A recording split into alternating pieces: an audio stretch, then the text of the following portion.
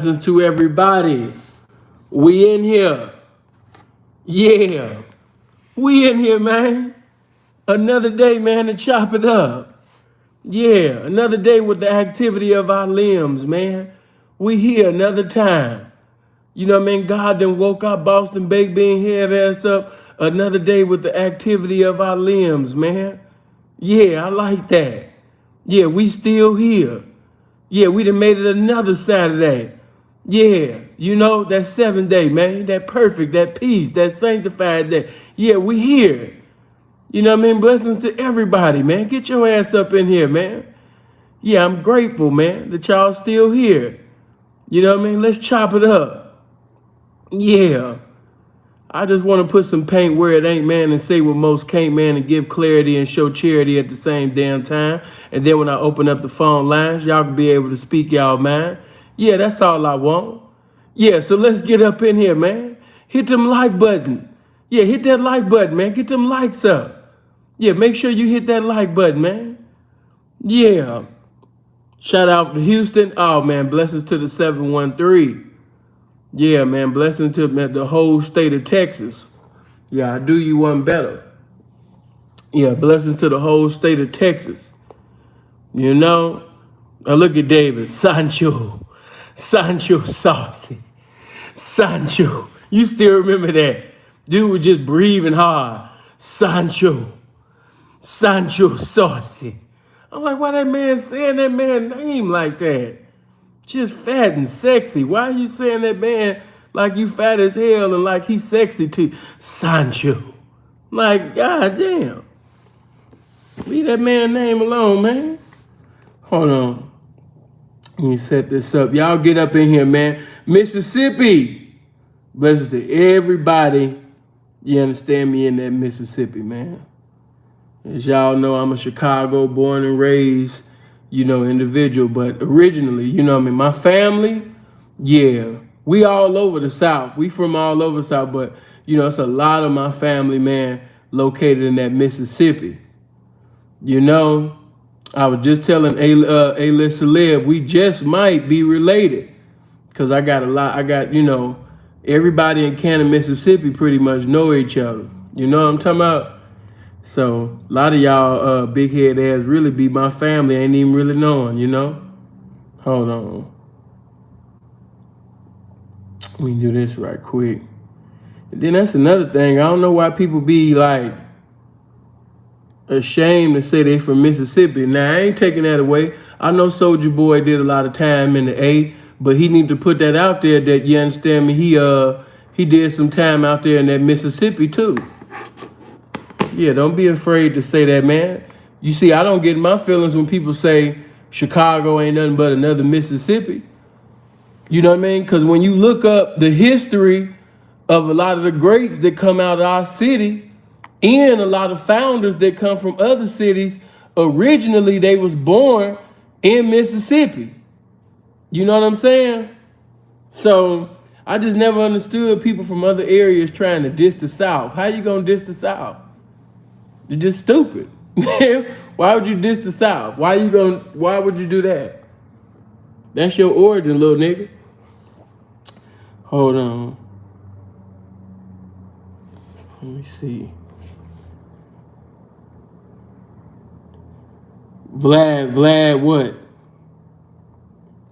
And I seen that what y'all sent me, man. You know, I don't watch Vlad unless y'all, you know, seeing look at this. But yeah, I watched that, man. I couldn't even watch the whole video, man, because what's it? Mob James wasn't trying to say anything negative about Monster Cody, and you know he was trying to go on to another subject. But here go Vlad talking about, well, you know, it's police reports with Monster Cody having on a dress. You know, he had a very interesting life. You know, it's in the police reports that he had a dress on, that he was wearing dresses, and you know what I mean? Dude weird, man. Dude weird as hell. You know, but this, you know, Mob just kept trying to, like, you know, the man is dead, so I can't really ask him, is this true or not, or any of that, you know what I mean? He kept saying that, you know what I mean? He kept going in. You know, y'all gonna stop. Well, y'all not gonna stop, but you gonna learn going on them other people's platform, making them big and things. Hold on.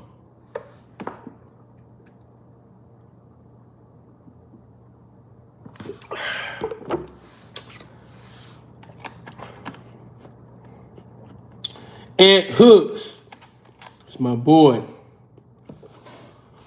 All right, hold on. There we go. All right, cool. Well, let me get into it because I at least want to give y'all time to call in and get y'all thoughts because I know y'all want to speak on this shit too. You know what I mean? Let me get to the obvious, man. As far as Sauce, a lot of y'all got up in my DM like, yeah, P, this ain't it, man. He done got the bitch pregnant, man. You know what I'm saying? Yeah, man. You know what I'm saying? Oh, tender dick ass nigga, man. He got the bitch pregnant, man. P, speak on this, man. He got the bitch pregnant. Brandon, appreciate that 20, fam. Appreciate that 20, man. You know, he got the bitch pregnant, man. You know what I'm saying? Yeah, man. You know what I'm saying? He got the bitch pregnant, man. The bitch sitting up here making all this money, man, and he couldn't control himself, man. Speak on this saying, yeah, man, he done got that bitch pregnant. And I'm gonna keep this all the way 100 with you. Hold on, let me see this right quick.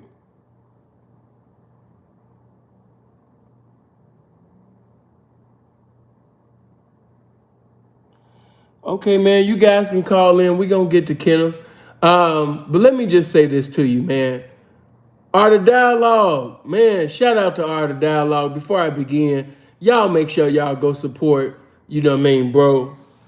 Y'all know how much I fuck with you know, Art of Dialogue. That is the best for you Tupac lovers. If you love Pac, if you love Death Row, if you love listening to Death Row stories, you want to hear stories about Suge, you want to hear story how Ma Paru was up there doing their thing and, you know, beating niggas and, you know, knocking niggas' souls and spirits out and shit, you know what I mean, back in the day. You know what I mean? If you want to know, you know what I mean, how Suge was walking around and, you know what I mean, sometime having a briefcase, you know, full of hundreds of thousands, things like that. Man, go to Art of Dialogue. You want to hear about Pac, you know what I mean, knocking out sometime 3 to 5 songs a day and all of that. Man, go there. You want to hear about how Pac fucked the whole music industry? Because he did. There's nobody, I just got to keep it real. There's nobody who lists, as far as celebrities, looks better than Pac. I can't lie, Bow Wow, he got a nice list. Your boy Nick Cannon, he got a nice list. Jay-Z, he got a nice list. But now I'm gonna have to give it to Pac, man. You know what I mean? The shit that Pac was doing, man, you know what I mean? As far as on the square side of things, yeah, man, he was fucking icons. Pac was doing this thing. And if you want to have the correct information, man, yeah, go to Art of Dialogue, man. A lot of y'all got a lot of things, a lot of misunderstandings, you know, about Suge playing Pac out of money. You know, just a lot of lies that was told. Suge getting Tupac set up. You know what I mean? Yeah, man, all them lies got exposed on Art of Dialogue. So y'all go over there, man, subscribe to my nigga channel, man. Make sure you hit the bell so whenever he posts, you know what I mean, you get a notification. And yeah, Art of Dialogue, man, you know what I mean, I appreciate that little hundo, man, and everything like that. But yeah, when we go back to gambling with this music thing, man, you know what I mean, don't run away next time, you know what I mean? Yeah. But let me just speak this on Sauce. First of all, you know, a lot of y'all gonna be angry when I say what I'm about to say right here, because I understand that y'all be into the music and everything like that. Sauce is a good entertainer. He's very charismatic. His personality has a lot of magnetism. You know what I mean? But at the same time, hey man, Sauce ain't never been this ism, man. Why you even holding him to that respect? He's just a talented rapper. Just because he done sent some prostitutes and got some distributes in times past, or basically getting some money out of a bitch ass, you know what I mean, on the motherfucking OnlyFans and shit like that, you know, that don't make that nigga no pimp. It's Tricks that's getting paid off of OnlyFans. You got Tricks in Miami, you know what I mean, they got prostitutes. Nigga, I told you niggas about that shit. Just because a nigga got a bitch or some bitches paying him, giving some money, that don't make a nigga no goddamn pimp. You know what I mean? Hey man, these bitches will give a bankroll to a lipo, hit a big lick for a nigga that got a big dick, and a bitch will pay the shit out of a crib. You know what I'm saying? These bitch man got a whole lot of shit fucked up with this pimp script, man. You know what I'm saying? So we could never really classify, you know, a man just as this pimping just because he got some big head bitches giving him some money. Cause you never know her reason for why she giving him some money. You know, bitches choose what they like. You know what I mean? That's what she like. So, you know what I mean? I never seen Sauce as no pimp. You know, so I don't know why y'all even brought it. And even if he was a pimp, whatever he decided to do for a broad that's been basically giving him loyalty and currency, you know what I mean, for a number of years, and if that's what he decided to do, that's what he decided to do as a man. And let me also go a step further. If a pimp decided to get his hoe pregnant, who the else he supposed to have kids with? A bitch that ain't paying him? A square ass bitch that just like him on the side? I don't know what the fuck y'all thought this shit was. Don't you? And I you know, motherfuckers be like, pimps don't fuck they hoe. Don't you understand that it's a good percentage of pimps that's in the game who father was a pimp, mother was a hoe? I hate when y'all say, oh, this is that new age shit. What are you talking about? You don't know your history. Pimps been having babies with hoes. Pimps been having sex with hoes. That's what they supposed to have their children by, a motherfucking hoe. So that shit don't make no sense. What's wrong is when a pimp got a hoe or some hoes and he getting squares pregnant. That's motherfucker. That's an abomination to the game. You know what I mean? But yeah, if he want a baby, he want a child and shit like that, yeah, man, he supposed to have children with a motherfucking hoe. So I don't think that he did anything wrong. You know, he looked like he doing what a man want to do, you know? So if you disagree with me, make sure when I open up the phone lines that you call in and chew me up with this game. If you think that it's wrong for pimps to have sex with hoes, have babies with their hoes and shit like that, you know what I mean, man, I'm going to open up the phone line, man. You got the liberty and opportunity, man, to, you know, chop me up, you know, if I'm saying anything contrary to the game, man. But yeah, man, you know, pimps have children with their hoes, especially, you know what I mean, if a pimp is in position. Now, I ain't talking about them niggas that just be getting bitches pregnant just to keep a bitch, because you got niggas that don't have no pimping, so they can't maintain the bitch with the pimping, because they can't maintain a bitch with something that you don't have. You know what I mean? So you do got niggas that try to, you know, maintain a situation by having basically a baby out of the fornication that they had with the bitch. That's not what the fuck I'm talking about. I'm talking about real motherfucking pimps that's authentic and really in it, you know what I mean, that had a hoe or hoes, you know what I mean, giving that nigga currency and loyalty, you know what I mean, for, you know, a long period of time, and he decided to sit up there, you understand me, and bless that hoe, you know what I mean, with a baby. You know what I'm saying? And if that's what the pimping decided to do, little nigga, that's what the fuck the pimping decided to do. All right, moving on. Nicki Minaj and Kenneth right now, you know what I mean, they're getting sued and everything, supposedly. You know, Nicki Minaj offered, you know, the little broad, you know what I mean, from years ago that allegedly, you know, she's saying that, you know, she was raped by Kenneth, you know, back in the day. And she's saying that Nicki paid for, you know, Nicki was trying to basically pay for her to change her story. Now, I don't know if this is accurate, but from what I heard, you know what I mean, Nicki was trying to offer $20,000. I know Nicki got to be smarter than that. So I know the story has to be a lie. Because if I'm worth $100 million and I'm trying to get rid of a situation, I'm not going to come with 20 cents. Because that's what 20,000 is to a motherfucker that's worth $100 million. You know what I mean? That's 20 pennies. So if a motherfucker was really trying to get rid of this situation, you're not gonna come with no damn, you know, $20,000. You know what I mean? Nah, you said 100K. I mean, just to be real, 100K ain't shit. Brandon, man, good looking on the two. You know what I mean? 100K ain't even shit. If we just gonna keep that shit one thorough. You know, if you're really trying to get rid of a situation.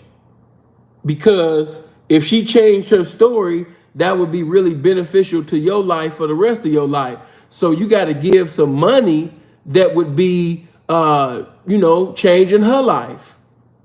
And therefore, you know what I mean? After she take this money, she can't say nothing about the shit no more after she changed the story, whatever. But what I will say, my question to you guys is when you call in, that's right, baby, she offered a PPP loan. She know better than that. You know what I mean? Motherfuckers got cufflinks. You know what I mean? I remember back in the day when Sean John was really doing their thing, and Puffy back in the day had some cufflinks that was $250,000, baby. What the fuck is 20,000? But anyway, 20,000, like that's not no money. What's wrong with you? What I will say is, and I want to ask you guys, if a man, and I'm not saying Kenneth is guilty, I'm not. Honestly, I just really don't get that vibe from him. I've seen, a few videos, and I just can't, I don't know, man, maybe I'm wrong, but I just don't see him like the story that was like described in the video with a bitch all in the dark and she's sitting up there talking about what happened. I just can't see it, but just because I can't see it, that don't mean that it didn't happen. I don't know. But what I'm asking you guys is, that shit happened 20,644 innumerable years ago. Like, even if it did happen, can that man evolve? Can that man change? Because after that situation was over, he hasn't gotten to any situation that was similar to that. And I think that if he really had that rape demon, it would have definitely transpired again. I don't, he ain't caught no new case pertaining to that, no new situation. It ain't no new bitch talking about some, that's his MO, that's what he do. It ain't none of that Bill Cosby shit. It ain't none of that R. Kelly shit. You don't got a crowd of bitches talking about, that's what Kenneth be on. You know what I mean? I wasn't there, but I believe it because he did it to me. He did it to me. You don't have that. And see, that's what I want you to always look at. And I'm not saying that, I'm not really, I was just using Bill and Kels as examples. But notice, like, when most of them type of situations occur, you always have a multitude of broads, giving confirmation, to this allegation. And one thing about it is, let's say, for example, with my situation, back in the day, when I had caught that case, not only did I catch that case, but I had other cases with holes in it. So even though I had no criminal history prior to catching that case, and that was good that you didn't have no criminal history, but you have to understand, you have to look at it from another side. Even though you've never had criminal history or never been convicted of anything, you got one case where you basically got 6 broads in it. Then you got another case with another broad in it. And it's pertaining to the same thing. What square motherfucker is catching cases pertaining to pandering and living off the earnings of prostitution? With different, broads. So even though it wasn't a conviction, in their minds, nigga, we already know you a pimp. So I'm just saying this, that man didn't have multiple situations like this where somebody professing that, they was raped. And like I said, I just don't see it. Not only was it a long time ago, but I just think that if that was really his MO, if that was his get out, within this amount of time that happened, it's nobody else saying this shit but her. She's the only one. So not only did this happen a while ago, but within that while, nothing else has occurred. So like I said, man, I don't see it. But my question to you is, can a man change from that? Do you guys have selective forgiveness? You can change. Okay, he was a killer. Okay, I can forgive you for killing somebody. You took people's lives, but I can forgive you for that. Okay, you changed. You ain't a killer no more. Oh, you used to sell drugs, you used to sit up there and poison the community. Okay, you know what I mean? Even though you fucked up a lot of families and shit like that, you had a lot of mothers strung out. And you know what I mean? Because of that shit you was selling, you know what I mean? A lot of these young boys, you know what I mean? They came up really the wrong way. But you know what I mean? I can forgive you for that. I can forgive you. You know, wait a minute. Hold on, what? Oh, you took some pussy? Yeah, I can't. Nah. But it was 40 years. I can't, man. You took some pussy. You know what I mean? But wait a minute, you just forgave that nigga that they killed. And man, listen, man, I respect the killer, man. You know what I mean? He was just doing this thing. He was just doing this thing, man. He was just doing this thug thizzle, man. You know what I mean? Like, it is what it is. But he killed that man for no reason. He was getting ready to graduate from high school and become an NBA player. I mean, that's cool, man, but, you know, shit happens, man. You know what I mean? Nah, I can't forgive you for that, man. You know what I mean? But the bitch was fine as hell. Okay, let me see the bitch. Damn, she was fine. Yeah, man, I just can't forgive you, man. You know what I mean? Appreciate that, Brown Hornet, man. Appreciate that 10, bro. You know, like, I don't know who made this. Like, okay, so I could kill somebody's father, mother, sister, brother. I could take your life. You're no longer here. Family suffering. But, you know what I mean? Man, this nigga done took some pussy, man. You know what I mean? She was flirting with him. You know what I mean? And, you know what I mean? She was drunk. Man, it don't matter, man. You know what I mean? He took some pussy, man. So you gonna forgive the murder of the drug? Like, I'm just trying to find out where y'all head at.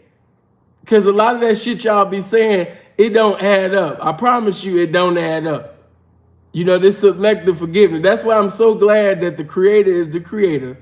And none of you niggas is in, you understand me, the judgment seat where you have the power to judge. Because your judgment is not righteous and it's not even logical. It doesn't even make sense. It don't even make sense. It really doesn't. You know, so you can forgive, you know, all of this shit, you know, man, be like, you know, Maya Angelou, man, she changed, she evolved. Yeah, okay, good for her. You know, Malcolm, man, he was red before he became Malcolm. Yeah, good for him. But Kenneth can't change. Whenever Kenneth Petty's name come up, all I hear is, oh my God, this rapist. You know, he did this, he did that. And man, you know, I'm not saying that it didn't happen, but if it did happen, because it happened, you know what I mean, many moons ago, I'm asking you, can he evolve from that? Can he change from that? Is there a transformation from that? Me personally, I don't think that's him. I think there was some lying going on. That's just my personal opinion. I don't think he raped that girl. I don't. I really don't. You know what I mean? I just can't, you know. No, I can't. Because one thing I know about jail and prison, it don't change the demons of a man. You know what I mean? I revealed to you my demon. When I was in jail, I couldn't stop thinking about, I'm facing life sentences, and I couldn't wait to get out and pimp again. When I was in prison, I wasn't thinking about being no damn Muslim. I was strategizing on how I was going to play the game once I get back out there. I wasn't thinking about becoming a husband or getting a job and all that motherfucking shit. I want to get back out here and pimp. So, you know, man, what a man is bound by, jail and prison, that don't take that spirit out of that man. If anything, he's going to become a wiser criminal. That doesn't take that out of that man. So what I'm saying is, if a motherfucker, a rapist, pedophile, drug dealer, whatever you think that's despicable, confinement does not deliver that man from that demonic spirit. It doesn't. You know, that's just my point of view. But when I open up the phone lines, man, you have more than enough time, man, to convey your opinion, you know, pertaining to the matter. Can a man change? Can he evolve? Can he leave that? Or, you know what I mean, like, Lord, that's cool that you delivered him from that. Wait a minute, he was delivered from what? Or he transferred from what? Or he evolved from what? No, he can't evolve from that. He can't evolve from that. Now, as far as when it comes to the streets, yeah, the streets is another thing. The streets of P, what you mean the streets is another thing? Meaning that if a nigga come up to you and say, yeah, man, you know, I used to snitch back in the day, man, but I evolved. I don't tell no more. Like, no, you know what I mean? That's not gonna work. You know what I mean? Yeah, man, I done put a few niggas up, man. You know what I mean? A few niggas got, you know, hundreds of years, you know what I mean, because of me. But, you know, I mean, shit, man, you know what I mean? I was like, you know, I got up one day, I was like, you know what? I'm tired of snitching, man. You know what I mean? I done put all these families away. I put my best friend away. I done told on my mama. But, you know, I've evolved, man. You know what I mean? I don't want to snitch no more, man. Like, I thought about the time, man, when I was on the stand. I pointed, you know what I mean, to my right-hand man, that was killing everybody for me. And I began to say, damn, man, he had a family, man. You know what I mean? I'm out here fucking, having money, having a good time. No, this ain't cool, man. You know what I mean? I gotta stop telling. Like, it's just certain things, it ain't no coming back from. It just that I'm just telling you, the streets, nah, it's just a no mercy thing. But I'm talking to you squares. You know? I'm talking to you squares, man. You know, the streets, nah, and I can understand why the streets don't have no mercy. Because we can't afford to. We can't afford to. You know, motherfucker come up there and be like, yeah, man, I used to snitch back in the day, man, but I had to mature, man. I was like, as I sat down and I was sitting down with my nigga's baby mama, you know what I mean, the same nigga that I told on, I just got through fucking his baby mama. I was in the bed, I was like, damn, man, I'm a scandalous nigga, man. I just got through fucking the shit out this bitch. This nigga doing time that I told on him.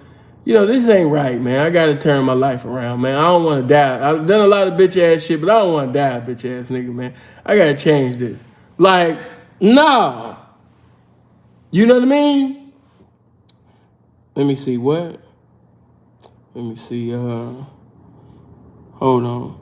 Let me put this up. Man, whatever question you got, when I open them phone lines up, man, please call in.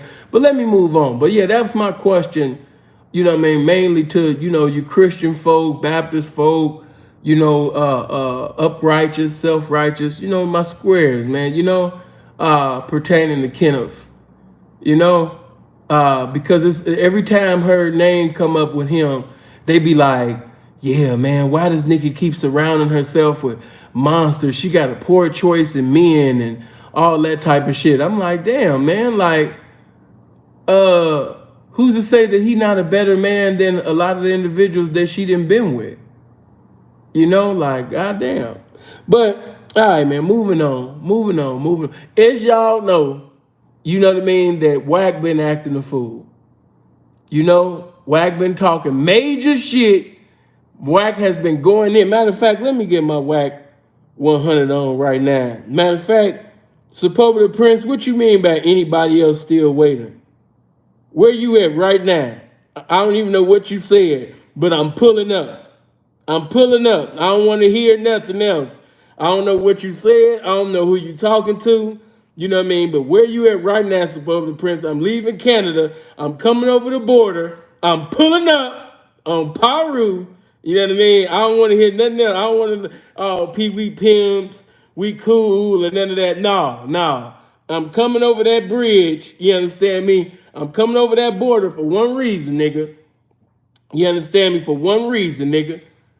And when I see you, when I be you, you going to bed. You know what I mean? The way that this nigga sits up there, man, and talks crazy to people, I just don't understand it. I be like, God damn. But I mean, hey, if y'all cool with it, hey, I keep telling y'all, and I haven't been on that Clubhouse shit, and me personally, I can't see me getting on that Clubhouse shit. The Clubhouse don't look like nothing but another party line. I'm cool on that. And I told y'all a while ago, that Clubhouse shit gonna get somebody locked up. It's gonna get somebody fucked up. I am cool on that Clubhouse shit. Don't, you know, I'm cool. I ain't been on it. I ain't gotta be on it. You know? You got Wack as an entertainer. Nigga, hold on. Matter of fact, let me find that shit. Hold on. Did you see Meek Mill call Farrakhan on Wack? Man, the first thing when I saw that soft ass shit, all I heard was cannabis in my head. You know what I mean? you know what I mean, battle you in front of your first and second, third born, have your wife get on the horn, call Minister Farrakhan, so she can get me to squash it. So he could get me to squash it. I say, no, he started it. He forgot what a hardcore artist is. You know what I mean? Like, that was the first thing that went to my mind, man. He trying to call Minister Farrakhan. No, nigga. You know what I mean? He forgot what a gangster is, nigga. Farrakhan ain't squashing shit, nigga. If I was on some other shit and some gangster shit, I'd be like, man, hell no, man. Trying to sit down with the minister. I sit down with the minister after you go to bed. You know what I mean? Like, nah. He want to sit down with the minister and all of that. You know, Meek has never been like that. He's never been like that. Seriously, he's a talented rapper. And for me, he ain't even that. He only got like a few songs. I can't listen to a whole fucking album of Meek Mills just hollering and screaming. I just can't. You know, Meek never did it for me. Never. Okay, hold on. I done found it. Y'all listen to this. You cannot tell me that this ain't the funniest shit in the world. It's sad, but this shit is entertaining. I cannot deny that. This nigga Wack remind me of Mac Man in so many ways, because Mac Man used to call Free's phone and talk this much shit. You know what I mean? He really did. You know what I mean? Like, they the same type of nigga. They should have been in WWE. Watch this. But don't play me like I'm some bitch, nigga. Wack, I ain't even see your shit. Nah, you seen me, nigga. I raised my hand 10 times. You cut the motherfucker off. You the only moderator, nigga. I'm trying to tell you I ain't seen And I'm telling you with my brother on the phone, when I beat you on Power Rule, you going to bed, nigga. That's gonna teach you to respect real niggas. All right, Wack. But all right, be ready, nigga. But like I was saying though, so well, matter of fact, where you at though, dog? I'm out here now. We can get this out the way. Wack, I ain't even seen you. Fuck all that, you whole ass nigga. Where you at? Since you said anyway, I'm out here, blood. I pull up on you, nigga. It's no problem. All right, Wack. I'm with the full-fledged bullshit wherever you go. Where you at, nigga? Of respect, but I'm nah, fuck the respect, you bitch ass nigga. Fuck that. Where you at, nigga? Since you talking game, bring blood to the table. Nigga, I swear to God, I will beat the fuck out of you, nigga. Don't play with me like that no more, nigga.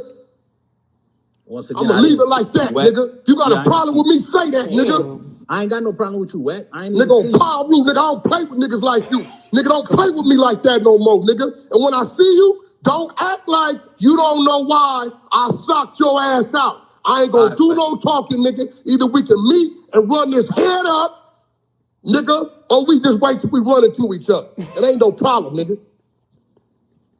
However you want it, nigga. I'm not no, hey, nigga, I'm with all that.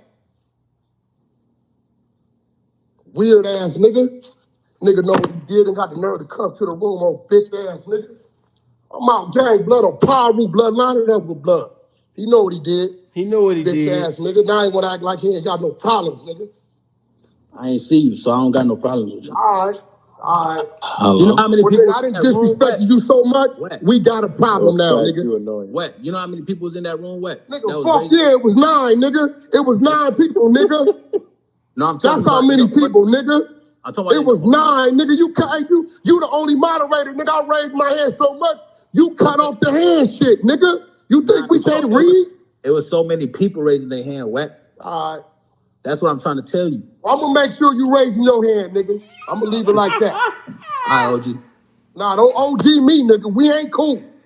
We not boo on Power Rule. We not, nigga. We are not boo. I'm telling you this right now, so you don't say all the niggas sucker punch me, all that shit. You going to bed, nigga, when I see you, nigga. You gonna respect my hand, nigga. I'm trying to tell these women. Can we get back to the women though? I'm trying to help these women make sure. Yeah, I'm talking to a female, you bitch ass nigga. Where you at, blood? I want where you at, nigga? Cause you keep trying to, where you at, nigga? Hoe ass nigga. I think he's sorry. No. I was over in that room. It was over 300. Listen, when I tell you, this reminds me of when Freeze used to go to his voicemail and he would listen. He would have Mac Man on speakerphone, and Mac Man would be talking about, you know what I mean, and nigga, and you tell that motherfucking sinful, you know what I mean, with his motherfucking ass. When I see him, I'm smacking the shit out of him too. As a matter of fact, when I see both of you niggas, I'm just gonna smack the shit out of both of you niggas, man. You niggas better watch out. You better watch out for every motherfucking Mickey Mouse costume and every motherfucking thing. You'll never know when I'm gonna show up, nigga. And that's on everything, nigga. You know what I mean? And that I don't want to give too much. I gotta save that for later on when I bring Mac Man out. But man, a lot of times when bro would just put on Mac Man on the speakerphone, we used to just lay out dying laughing. And we would just play that voicemail back and forth because he would talk so much shit. He would talk so much motherfucking shit, it would just have us dying laughing. We didn't even care about the shit he was saying because he was just so tough. But anyway, man, hold on, get the likes up.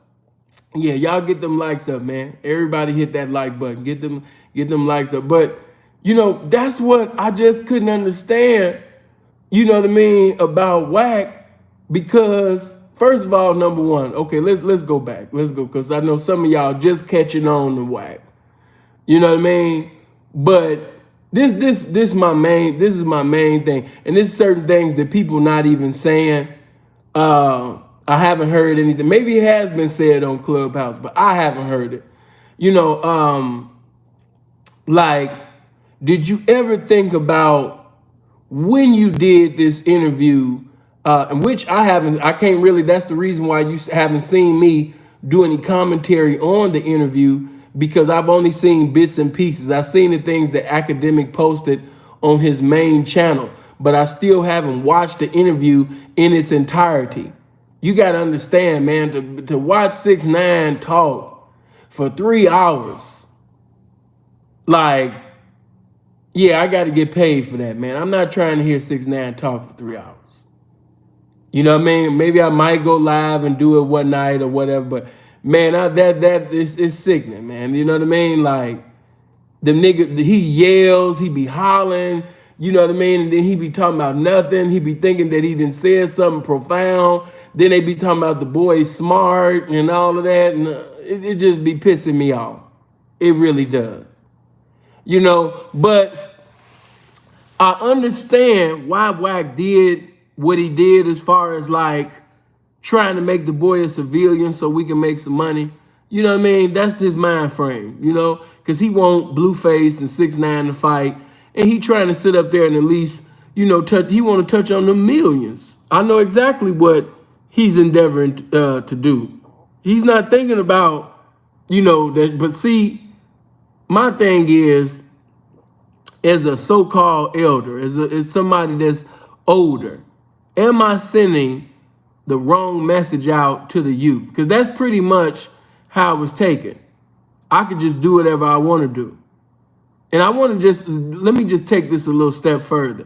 That's not just pertaining to gang banging politics. A lot of older niggas have that mentality in every lifestyle in the streets.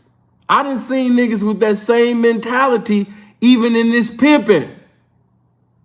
I done seen certain pimps with that Wack 100 mentality. Nobody can tell them nothing. No young nigga can say anything to them. They can sit up there, you understand me, and fuck on pimps, hoes. You know what I mean? Niggas got girlfriends and shit. I'm talking about some of y'all so-called legends and shit. Still professing to be active. You know what I mean? Got girlfriends. It's all type of weird ass shit. It's like in their mind, I've reached a certain age that I could just do what I want to do. I could just do what I want to do, man. You know what I mean? I could fuck on this bitch, this renegade for months. You know what I mean? We go out to eat and have sex, do all this weird ass shit. I'm not breaking on the bitch. Just all type of weird ass shit. Weird. But motherfucker think that they beyond correction because, well, you know, I've been pimping for a while and I did this and did this back in the day, and you know, now I'm in my 50s and all of this, just weird. So it ain't just in the game banger. Nah. I done seen this mentality right here, you know what I mean, in different walks of the street, different lifestyles within the street. Niggas reach a certain age and they actually think that they got a license to just do whatever the fuck they want to do. Shit that they would have said or basically spoke against, preached against, enforced against back in the day, now they're able to do because they feel like they've reached a stage or an age where they got a license to just do their thing. You know, so yeah, man, just a whole bunch of just weird ass shit. You know what I mean? Like, damn, man, ain't that what's the name? Who? What? Damn, man, that nigga throwing hundreds and shit at the bitch in the strip club. You know what I mean? P, what's going on, man? What's going on, man? What's going on with you, young P? Yeah, P, I just wanted to ask you, man, what's going on with you? Throwing money at the stripper and shit. That's your bitch? Oh man, you know, first of all, man, I'm enjoying myself. You know what I mean? I've pimped. I've done like, man, listen, I can tell you some shit. Niggas is weird. Very weird. You know? So no, it ain't just in the game banging, man. It's in every lifestyle, man. Niggas get to a certain age, they like, man, fuck everybody, fuck the rules, fuck morals, fuck principle. Fuck all that. I'm just gonna do me. They just got a I'm just gonna do me mentality. You know, fuck all of that. And then they'll say some slick shit like, yeah, well, when you really, you know, learn these streets, nigga, you'll learn that ain't no motherfucking rules. Woo woo. You know what I'm saying? Ain't no motherfucking rules and woo woo. Like, I done heard a lot of weird shit come out of old niggas' mouths and shit. Real talk. So it ain't just Wack. You know what I mean? I'm using Wack as an example, but it's not just Wack. Hold on for a minute. Niggas got to realize that they sending the wrong message out to the youth, man. You know, pretty much, man, I can do anything that I want to do, man, as long as there's a bag included in it. You know what I mean? Fuck street politics, fuck rules, standards, and all of that shit. Hey, man, you know what I mean? It don't matter who he told on, as long as it benefit me. If it benefit me and my family, I'm gonna fuck with this. I'm gonna fuck with this snitch. I'm gonna be seen with him. I'm gonna laugh with him. I'm gonna joke with him. You know, I'm gonna do business with him. You know what I mean? Because it's a bag, you know what I mean, included in it. So it don't matter if he took fathers away from children, you know, brothers away from families, you know what I mean, sons away and all of that shit. That shit don't even matter. That ain't my family. That ain't my nigga. That ain't my friend. Shit, you know what I mean? Nigga ain't tell on me. You know? What Mac Dre say? Niggas no snitches. They ride and they go with them. It's all gravy, as long as they don't tell on them. You know, like, just keeping that thing all the way 100, it's just, you know, it's sad. And that's why I always, hold on, let me just say this to the squares. That's why I keep encouraging y'all to stay squares. Don't come in the streets. This is the wrong time to even come, you know, out here. Leave this shit alone, man. Snitching is at an all-time high. So-called reputables is making justifiable statements, you know what I mean, for snitches. This is the worst time to come out in the streets, man. God blessed you with a beautiful mind. You got an internet. Utilize that motherfucker, man. Do something legal. You know, leave that shit alone. Shit ain't even worth it. You know what I mean? All this real nigga this, real nigga that, real nigga, man, leave that shit alone, bro. You know, get you a master's plan with your master's degree and do your thing. You know? But yeah, fuck all that other shit. Hold on. Some people need to shut the fuck up when you're not true, yeah? Let me read some of these comments. No morals. Yeah, that is, it's just no character at all. I can say whatever, I can do whatever, as long as it's some money included, man. You know? Wack 100 is a Dame Dash reputation where the future artists, entertainers, etc. not because of 6ix9ine stuff, it's because of how he carries himself in business dealings. Hey man, hold on. Hey, bro, real. I'm gonna just say this to you. Dame Dash was very disrespectful back in the day, but see, Dame Dash disrespectful was way different than Wack Hunter's disrespectful. Okay, Dame Dash disrespectful is very egotistical. Dame has a reason to be. I'm not, trying to put Dame in the sky, but Dame got a lot of game. Dame basically has a lot of intelligence, so I understand why he has a lot of arrogance that he has. He has the right to feel the way that he feels about himself. Because his work reflects, his intelligence. We see the results of his thoughts. I see something that he created that people are still benefiting from still to this day. So he had every right to feel the way that he felt at that particular time when he was, speaking arrogant to, all them white guys. And, when you seen him in backstage going off on Kevin Lyles and shit like that, you know what I mean? But I had to say, man, Dame Dash disrespect is way different, bro, than Wax. Dame wasn't talking about putting niggas to bed. Dame wasn't talking about on Paru. No, Dame is talking like a Harlem boss. It's a difference. He's not on no game banging. No. Dame gonna take your manhood and your intelligence and make you feel stupid. That's why a lot of people didn't like Dame. Let me see. Yeah, Dame was a real hustler. Definitely fuck with Dame. All right, man. Let me see. Yeah, it's about that time. Yeah, it's about that time, man. Open up these phone lines, man. See what you guys got to say. But before we do that, man, get my likes up. Yeah, because the likes right now is kind of disrespectful. If I got damn near 550 motherfuckers listening, then why did I got 280 likes? Everybody hit the like button. Before I open up the phone lines and allow everybody to have, the liberty and opportunity to speak their minds and things like that, get my likes up. Yeah, and if you're not subscribed to the channel, make sure you click on the subscribe button. Make sure you click on the bell. And if you ain't in my Patreon family, you definitely need to come to the Patreon. Hopefully one of the mods will put the link to the Patreon in the comment section and give you guys an opportunity to come over there. I got over 1,000 videos already posted. You know what I mean? A lot of, beneficial information, for everybody, not just pertaining to the game, but outside of the game, still giving a lot of game. Hold on. Make sure his comment is showing. But let me also get this in. As far as 6ix9ine,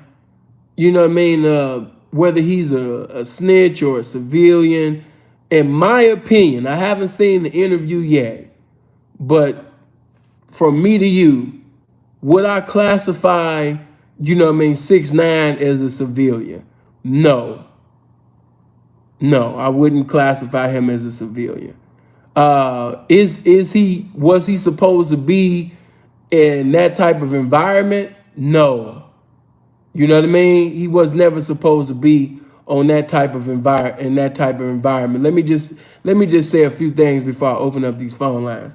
As far as 6ix9ine, man, anytime where you giving orders to have somebody, killed, anytime when you sitting over there, you know what I mean? Damn. What was that?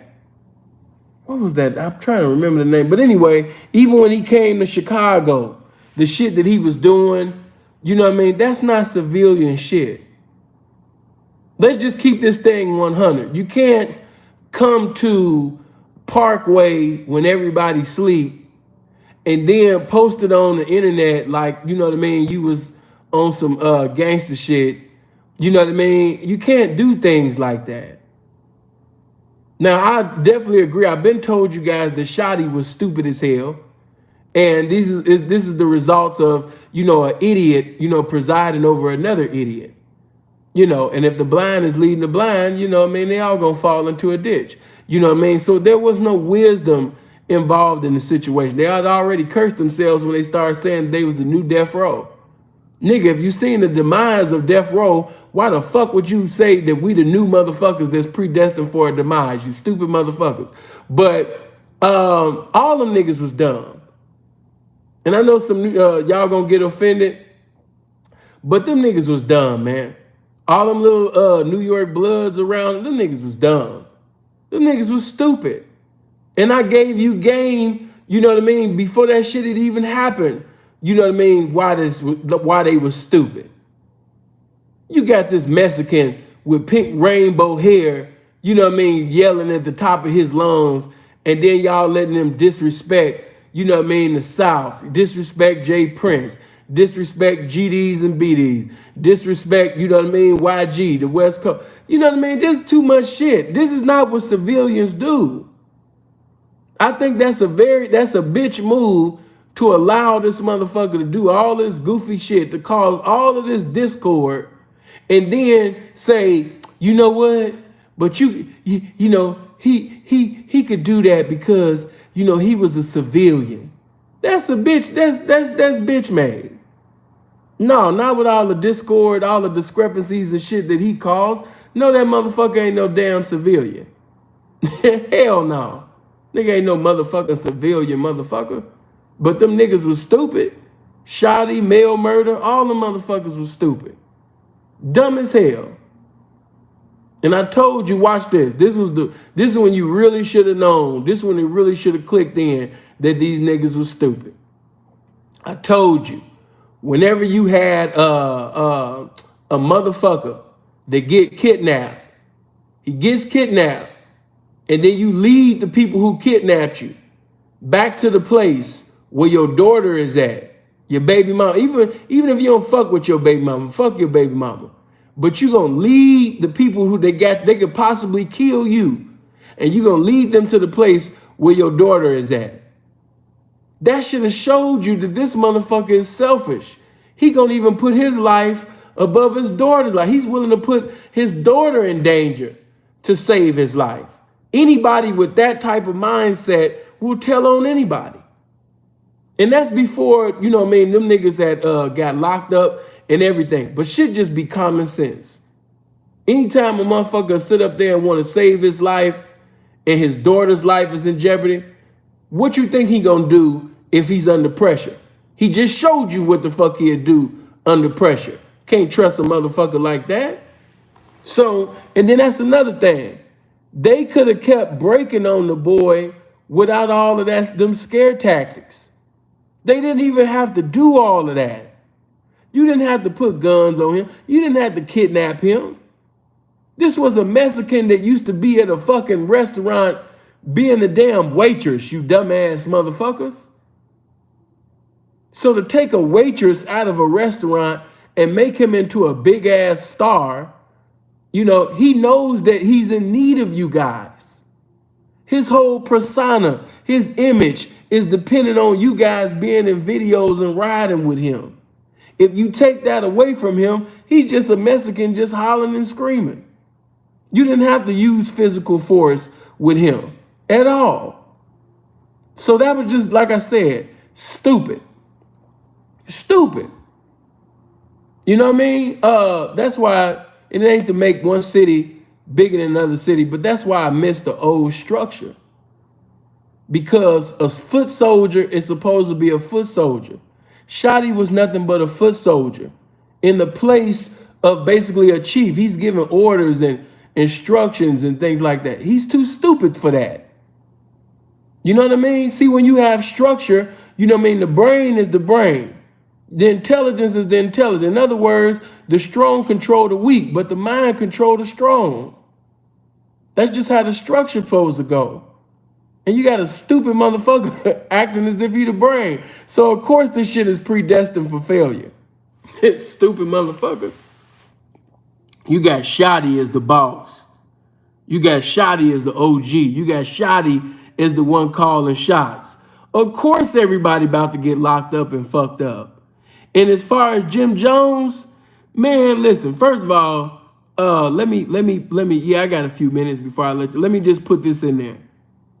Jim Jones, when he made that statement talking about some, yeah, you know, I put it in the sky. You know what I mean? I put the whole coast on. I put it in the sky, man. You know what I mean? Yeah, I put the whole coast on, man. You know, just like Snoop did, you know, in Cali. You know what I mean? That's how I did it over here, man. I put this shit in the sky. Nigga, no, you didn't. What did you put in the sky? You didn't put nothing in the sky, nigga. Shut your dumb ass, nigga. And don't you ever compare yourself to Snoop ever again, nigga. Nobody in Dipset should be compared to Snoop. Sit your motherfucking ass down. I put it in the sky. You know, man, arrogance will have you saying some stupid shit.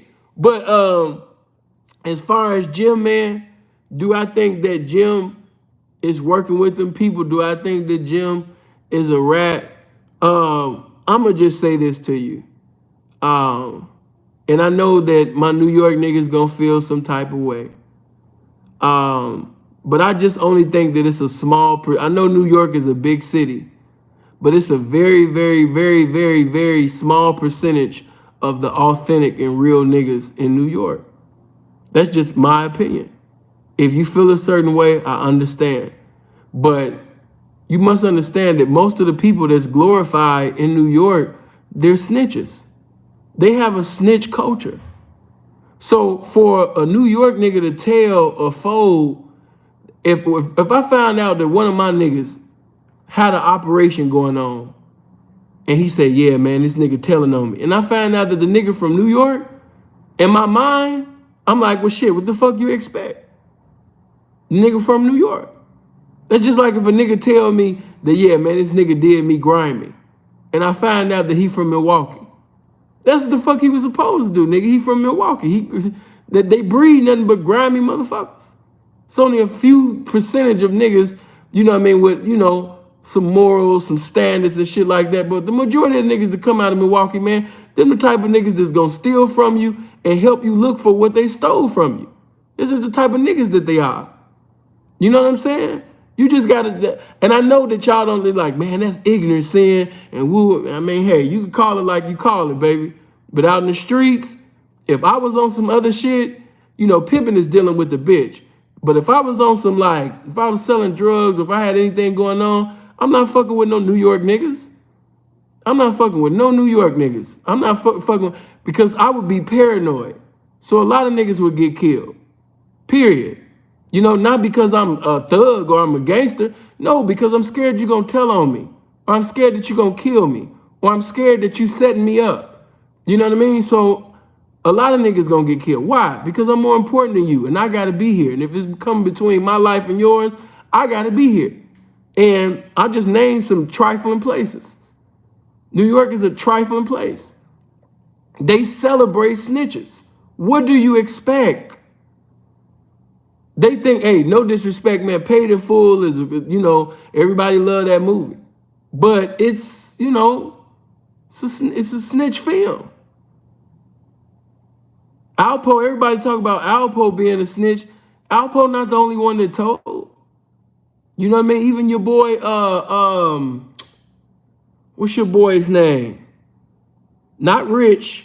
What's the other one's name? I'm trying to think of his name, man. Y'all know exactly who I'm talking about.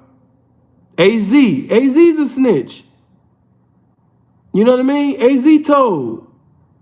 AZ is also a snitch.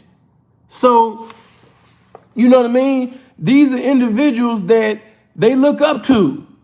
Like, ooh, I want to be like him. Oh my God, I'm out here looking like AZ. Oh shit, I'm shining like Alpo. I'm shining like Frank Lucas. I'm shining like Nicky Barnes. You shining like a snitch. You know, they whole thing, bro, is snitches. We don't have that. I want to give you guys a question. And this ain't no disrespect. I know people gonna take this as disrespect. But name me somebody that is regarded as one of the kings in Chicago, somebody that's highly regarded or highly worshiped in Chicago, and he's a snitch. Go ahead. I'm just gonna sit back. Get my likes up though while you doing it. If it's 600 people, my likes should be there. Get my likes up. I know you don't like it, but it's the truth. I'm just giving it to you. I know everybody gonna tell y'all what y'all want to hear because they need the views and shit.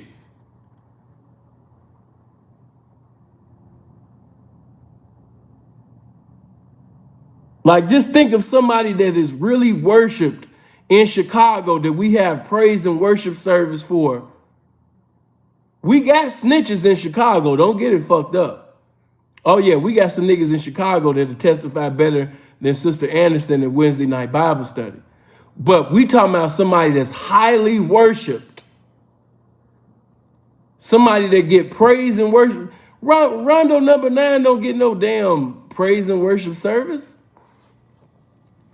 And just to keep it real, I don't know that situation like that. So I don't, I don't speak on Rondo. I don't know. But he not no nigga that's praised and worshiped in Chicago, nigga. Niggas don't look up to Rondo. Niggas don't say, ooh, I want to be like Rondo. Like, nah, man.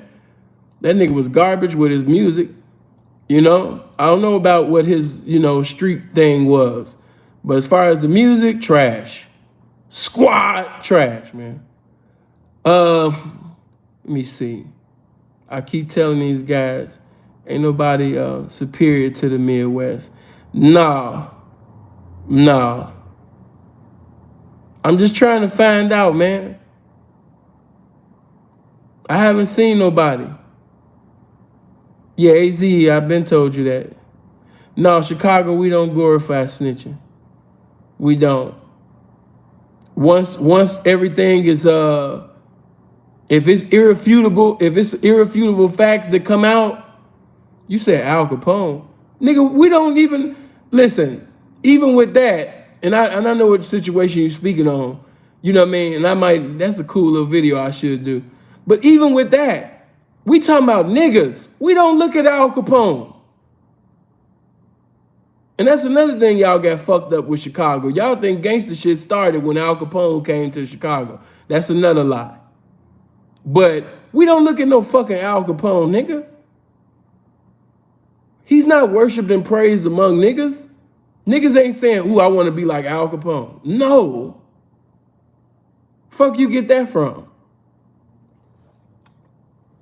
Maybe them old school niggas did, but not in my era. Not the young niggas after me. Nah, we don't, man.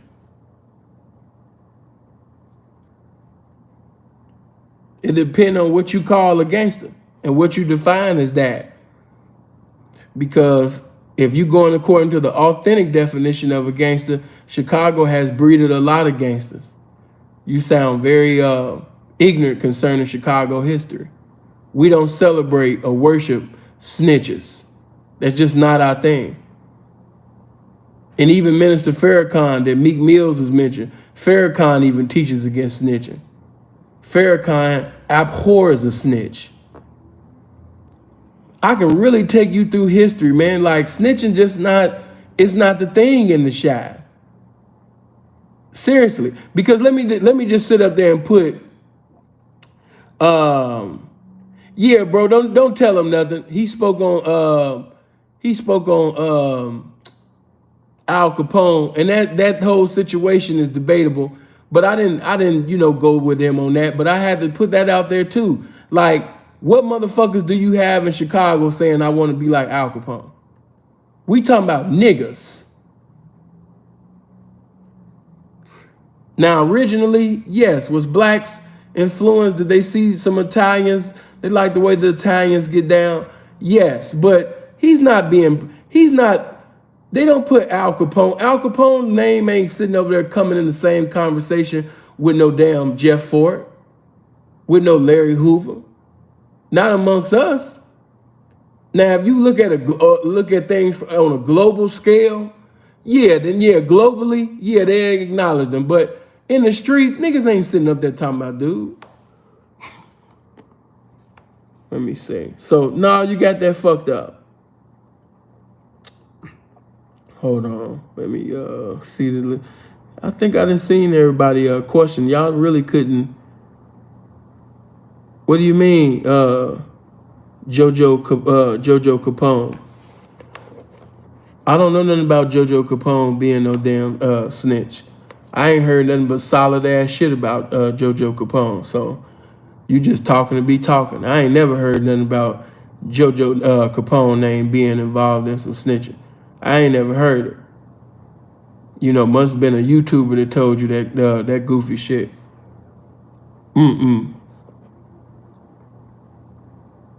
Oh, I don't know what they saying, but yeah, I don't know what they talking about, bro. You know, JoJo, I ain't never heard nothing on dude jacket at all. Don't even play with that man rep. Hey, but get my likes up, more notifications. That's what Sin want. Because I don't want nobody to sit up there and say, I didn't get when you went live, I wasn't told. I wish I could have called in, and everybody want to get in my DM. Why you didn't, man, I posted my IG story. I put it on Patreon. I told the people to hit the like button. Y'all know what my content, YouTube, everybody know my channel is mostly known for the pimping. So that's why I had to tell everybody to hit the like button to get the notifications out there. You know? But other than that, like, man, I can't, you know, if you ain't getting your notifications, unsubscribe from the channel and then subscribe again and click on the bell. That's the only thing I can tell you. You said Michael Maroy. What about him?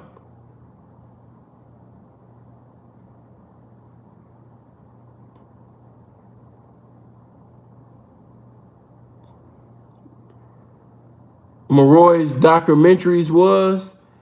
What was it? What do you mean?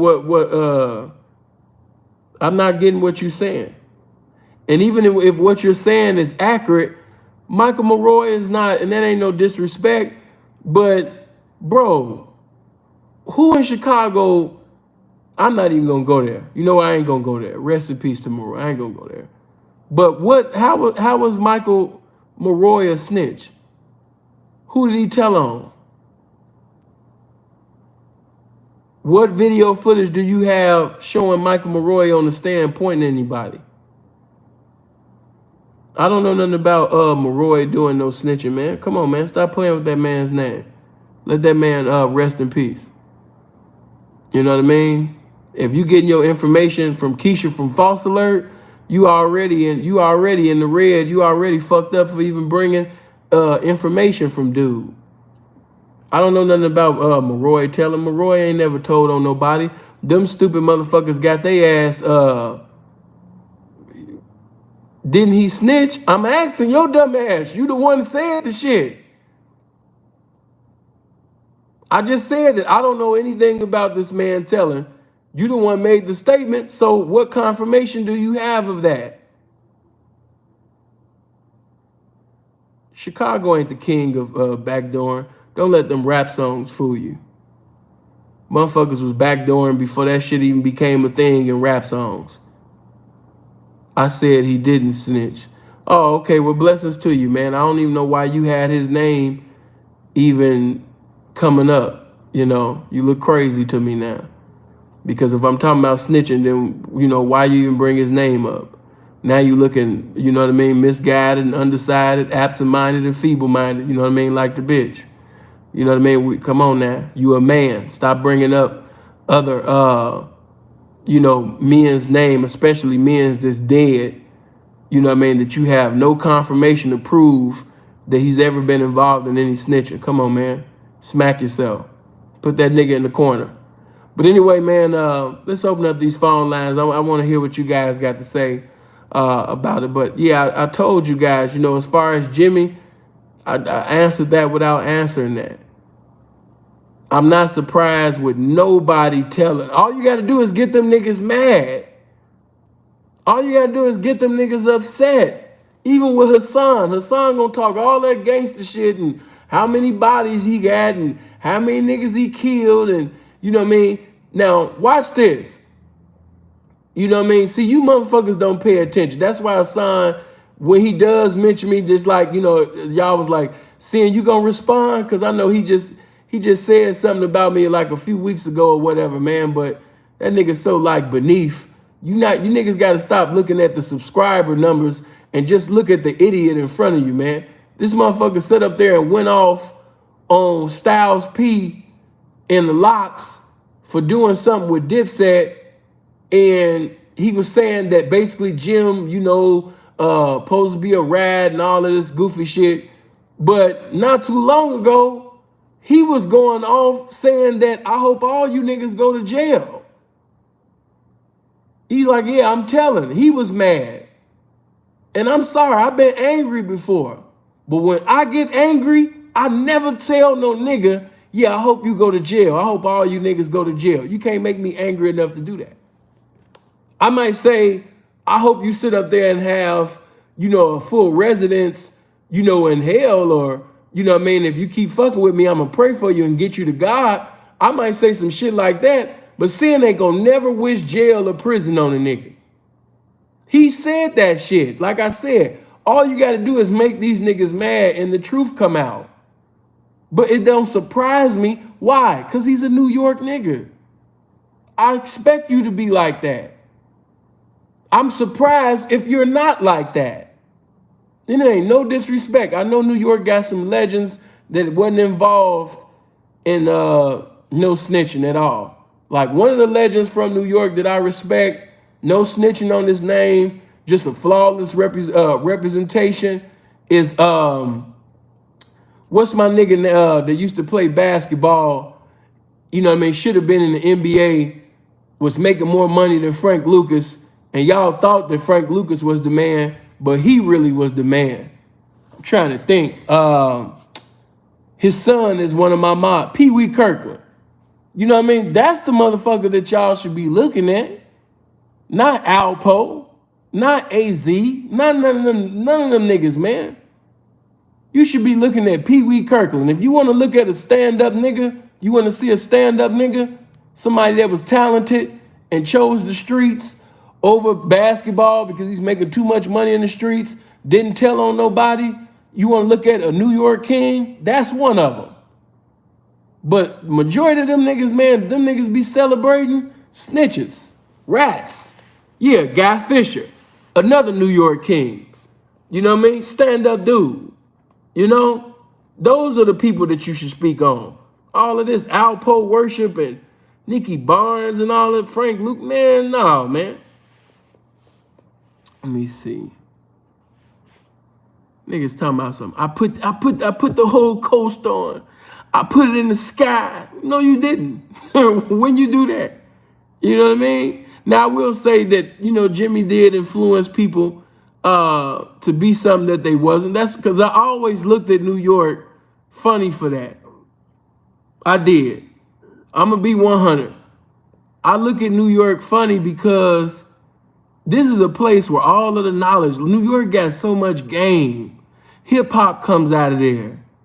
Like they didn't accomplish so much.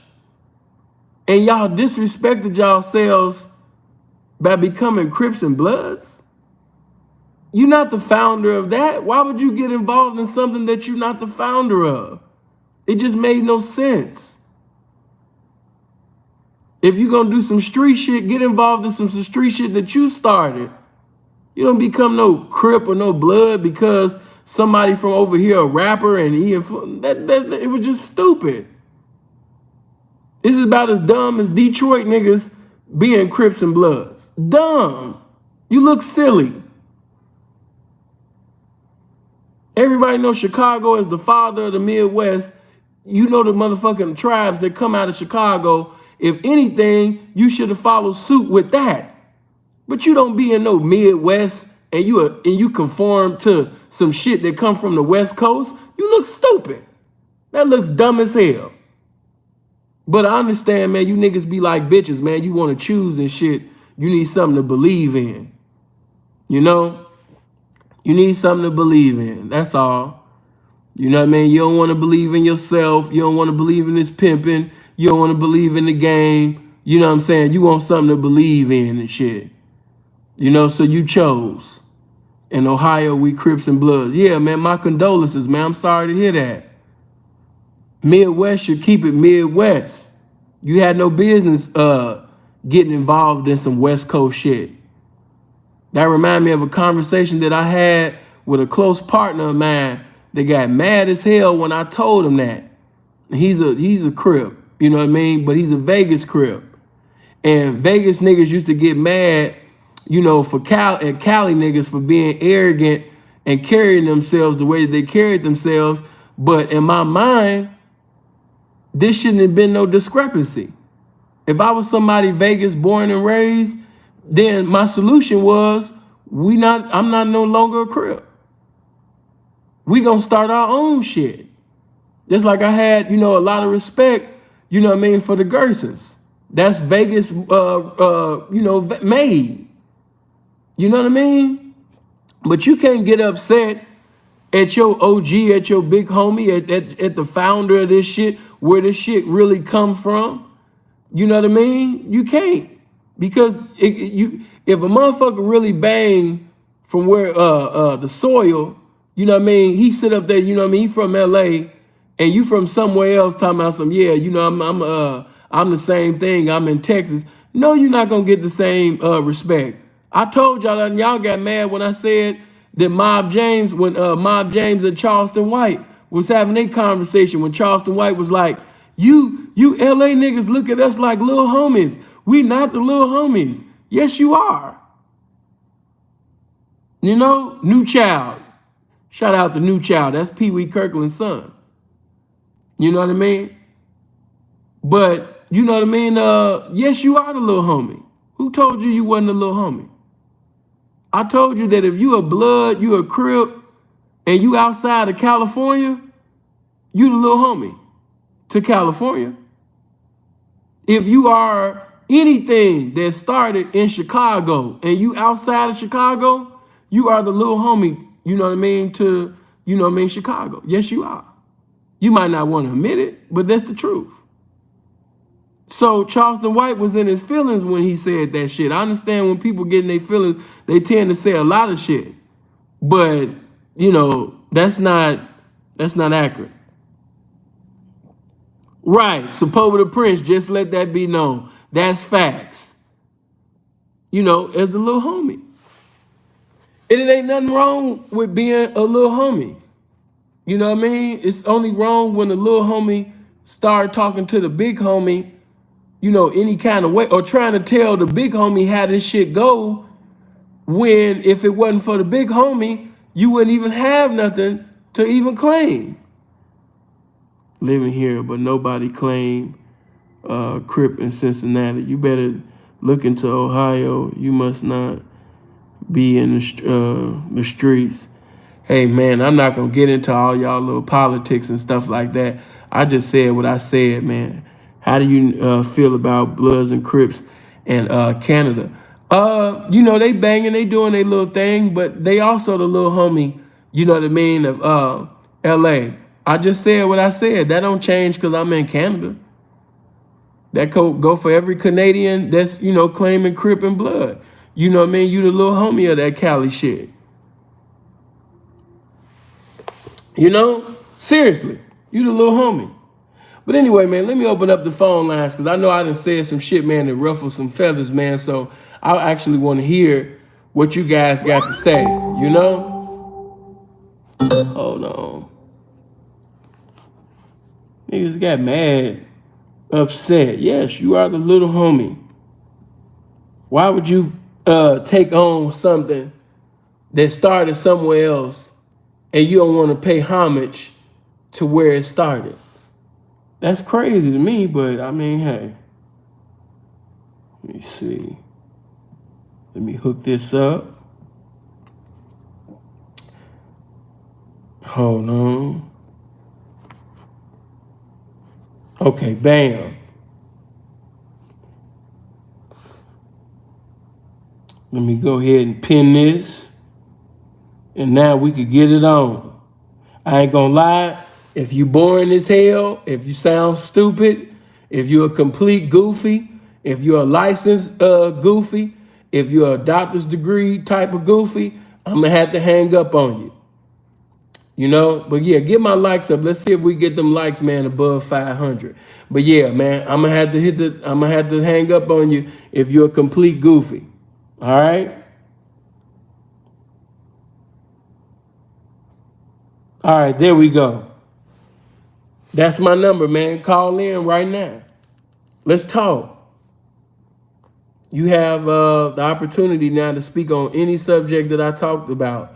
You know what I mean? From Sauce Walka to Wack, you know what I mean, to Kenneth Petty to Jim Jones. What I said pertaining to how I feel concerning different locations. You know, yeah. Yeah, 702-800-9473. Mississippi is the GD headquarters. No, Mississippi is not the GD headquarters, but blessings to Mississippi though.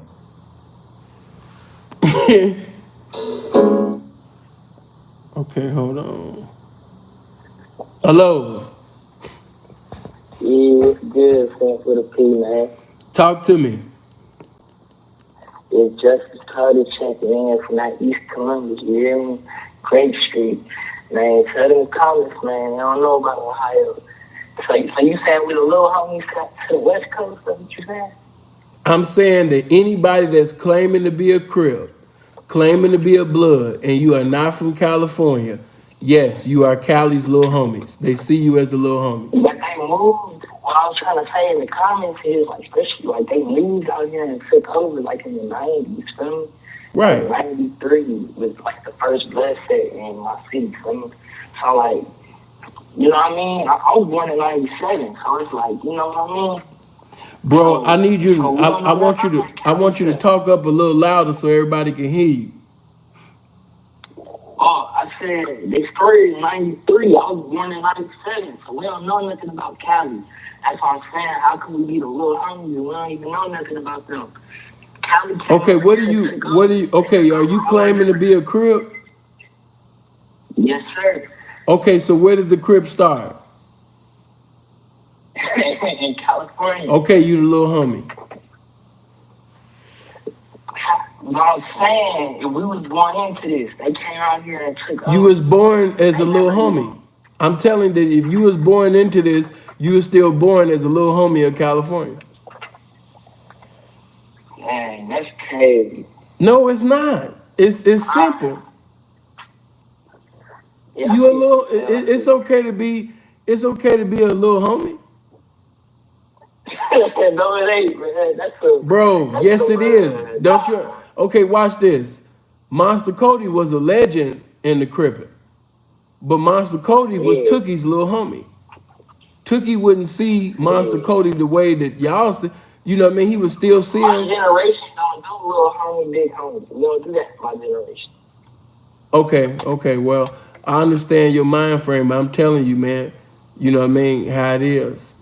I'm telling you that if you talk to anybody that bang in Cali, they see everybody outside of California as a little homie. Just like in Chicago, you know what I mean? We see everybody outside of that as people basically that's, you know, following suit. You know what I mean? They would also be classified. Huh?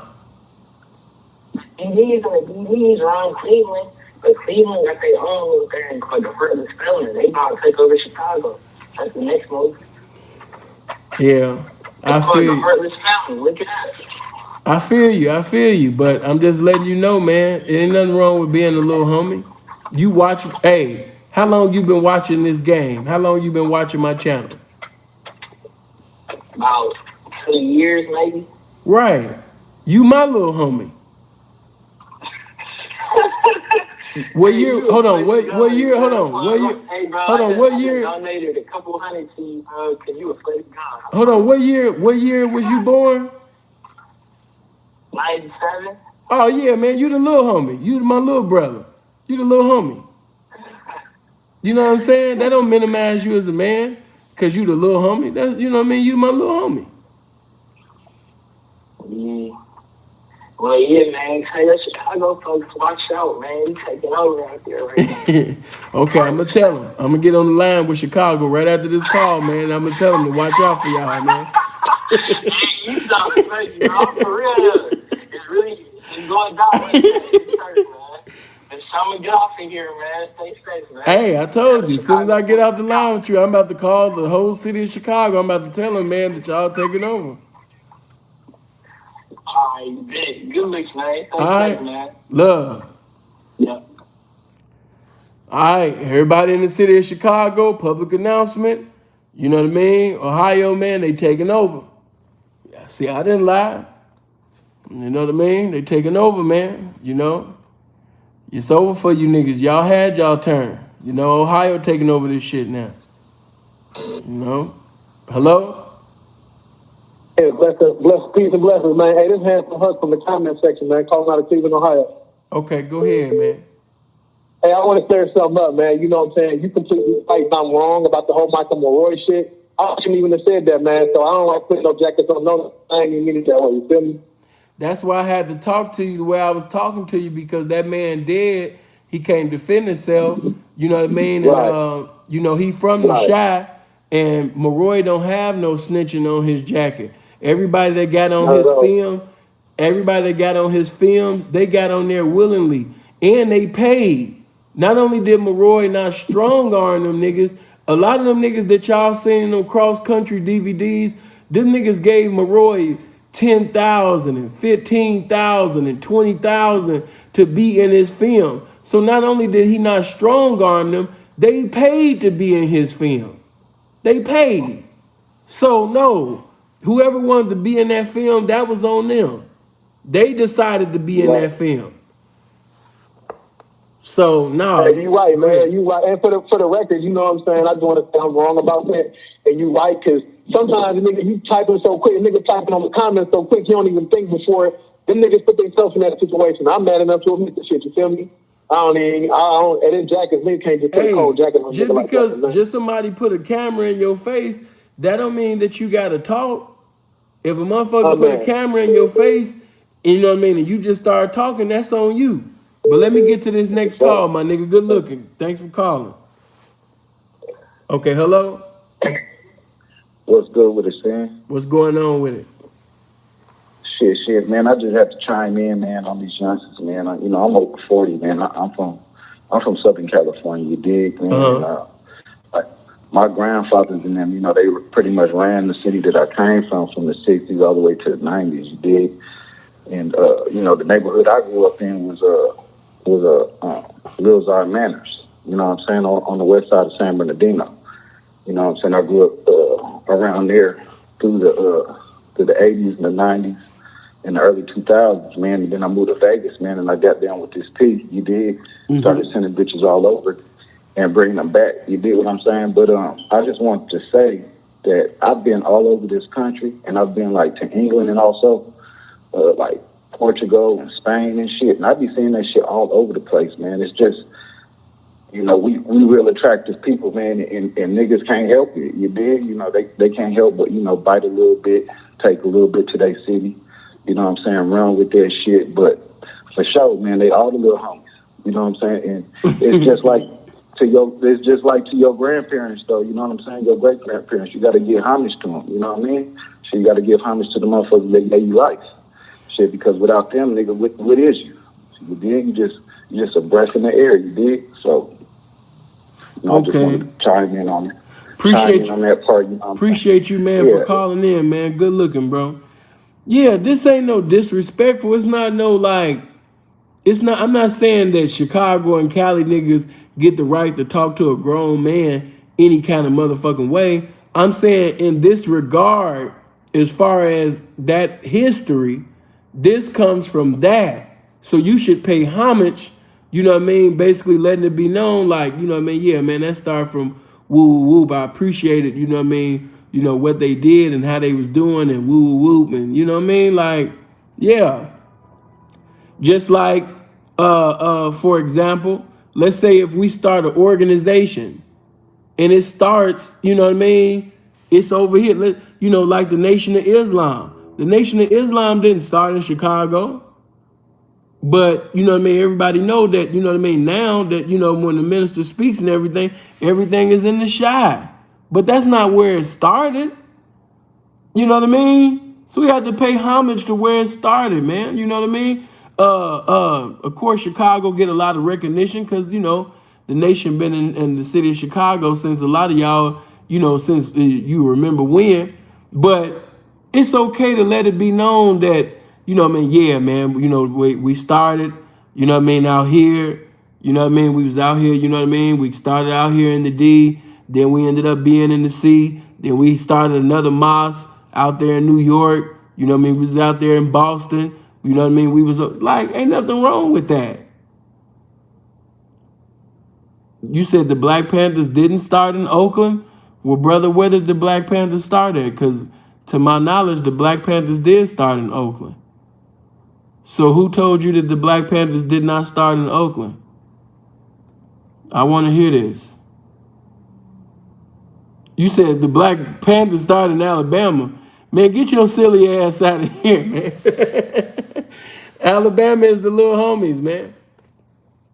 Everybody, and if you're a Black Panther, yes, in that regard, you appreciative of Oakland because it come out of Oakland. A lot of great things with the Black Panthers was done in Chicago, but it originally still comes out of Oakland. Come on, man, don't be robbing. Niggas always trying to rob the Bay Area, man. Shouts out to the Bay. You know, Messy Marv used to have a song back in the day called The Bay Getting Slept On. You know, niggas be taking game from the Bay, then they go somewhere else, and then they act like, you know what I mean, that they never got the game, you know, from the soil, that they didn't get it from the Bay. You know, man, always acknowledge, man, where you got the knowledge from. Always. That don't minimize you as a man. You know, Master P should, if anything, Master P should, in his interviews, he should be letting that be known. Yeah, he should let that be known, man. Like, look, man, I appreciate Northern Cali for being a blessing to my career. You know? Yeah, I did a lot of great things, and I'm doing a lot of great things, but I really appreciate Northern Cali. Shouts out to the Bay Area. He should say that. Hello? Oh, yeah, shit. Just checking back in. You remember when we said about 6ix9ine and Wack behind? And you was like, you gotta treat a bitch ass nigga like how you treat a bitch. Yeah. Yeah, bruh. Ever since I did that, my life been like 110% better, bruh.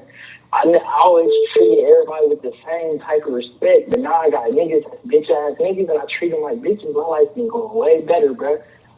I wanted to say good looks for that. Man, I appreciate you, man, for calling me, letting me know that your life has been a lot better because you've been treating bitch ass niggas like bitches, man. Thank you. Oh, all right, moving on.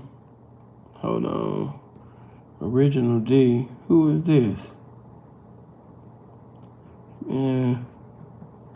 Yeah, ain't nothing wrong with, you know what I mean, giving props to the Bay. Nah, appreciate that 10, famo. Thank you. Good looking. Let me see. Oh, he is. Shout out to all the Moes. Oh, family. Oh, my. Brother gonna say the Black Panther started in Alabama. My goodness. Hell no. The moment that brother said that, that's when I knew he was just trolling. He was just talking, man. And it's sad that guys have become like women and they just be saying anything that just comes to mind. Let me just say anything. You know, seriously. We expect that out of the ladies to just say anything out their mouth. You know, that's something that you expect from a woman, to just be talking. You know, Bobby Womack told y'all years ago, you know what I mean? I don't think you should be talking just to be talking. Let me see. Yeah, but the number is 702-800-9473. If I've said anything... If I've said anything that you disagree with, make sure you call in. Hello? What's good, Shin? It's an honor. What's going on with it, man? It's an honor to be able to talk to you. Likewise. Talk to me. Yeah, man, I'm coming out of San Diego. I just want to say I'm extremely grateful for the game that you're giving these youngsters, like myself. I'm only 28, you think.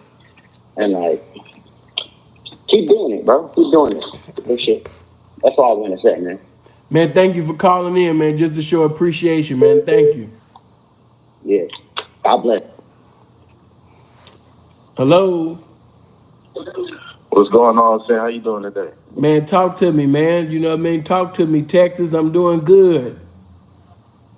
What's happening, man? Since we was on the origin of things, right? Right. I wanted to get your perspective on the pimping origin. Because I hear a lot of stuff, the South, you know, a lot of things originated from the South and it spread on it. So I wanted to see if you think the pimping originated in the South as well. That's a very interesting conversation. What I will say is a lot of things did occur in the South. And when you think about prostitution, when you look prostitution up, a lot of the history, it starts in New Orleans. You know what I mean? A lot of, like, if you look up, you know, some of the first prostitutes that was getting arrested and things like that, you know what I mean? It's New Orleans. A lot of, you know, stories as far as amongst the pimping. I can't tell you where the pimping started. You know, of course, you know, individuals will say different things, but what I will say is a lot of great things come out that Memphis. You know, a lot of great things come out that Memphis. A lot of great people came out that Memphis. And even though I can't say that it started in Memphis, but what I will say is Memphis' contribution to the pimping, you know what I mean, is undeniable. And if you're going to talk about the history of pimping and hoeing, you know, it is one of them places, you know, pioneers and things like that, definitely with Memphis. But pimping as we know it, you know, as far as like the season of it, who gave a lot of season to it, you know, this is just my honest opinion. You can't have that conversation without talking about Chicago and Oakland.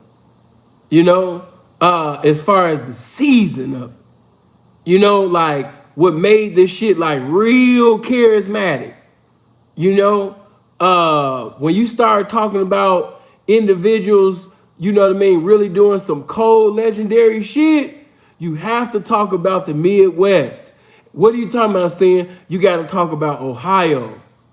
A lot of the great, you know, legendary pimps, you know what I mean, come out of Ohio. Ohio produced some of the coldest legendary pimps that has ever lived.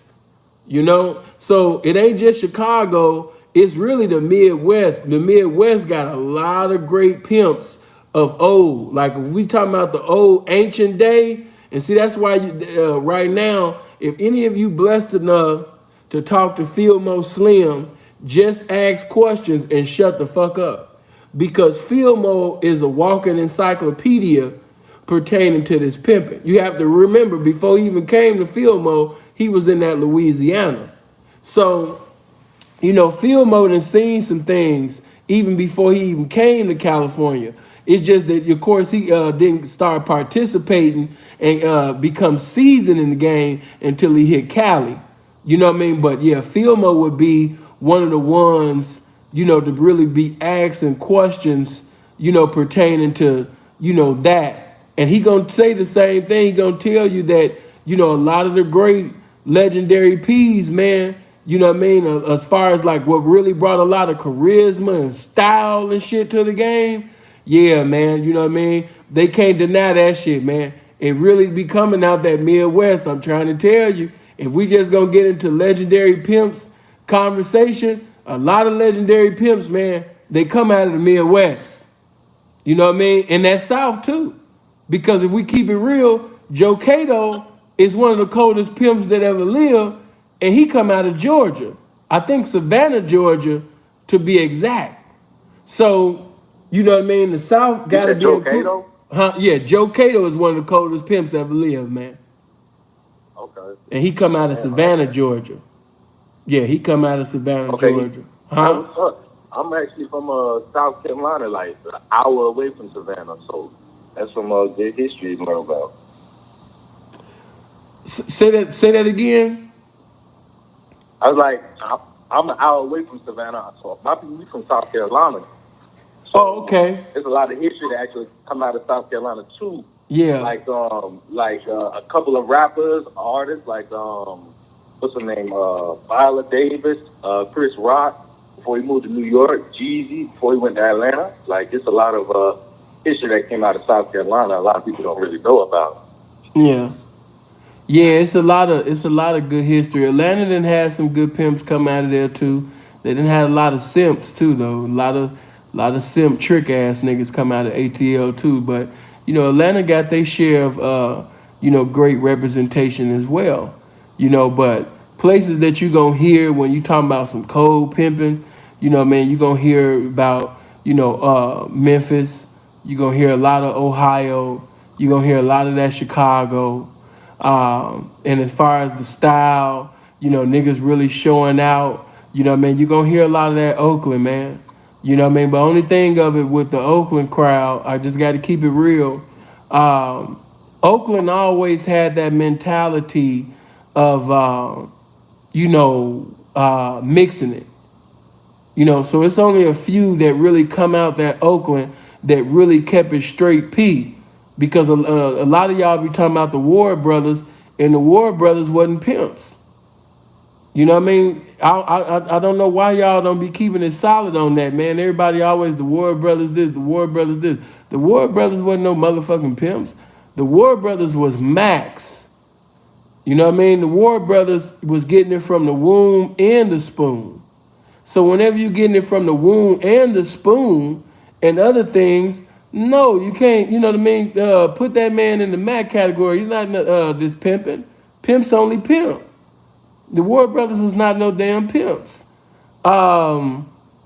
What's another myth that I could think of, as far as the city? Well, I already said that. As far as, because, you hear a lot of Memphis niggas, yeah, Memphis 10 where this shit began. No. You know what I mean? We none of them can give incontestable, proof, evidence that the pimping started in Memphis. None of them.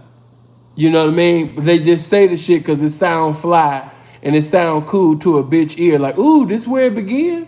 But that shit ain't started no motherfucking Memphis, man. Quiet as it's kept, this shit just might have started, in that Chicago. No, I'm just playing.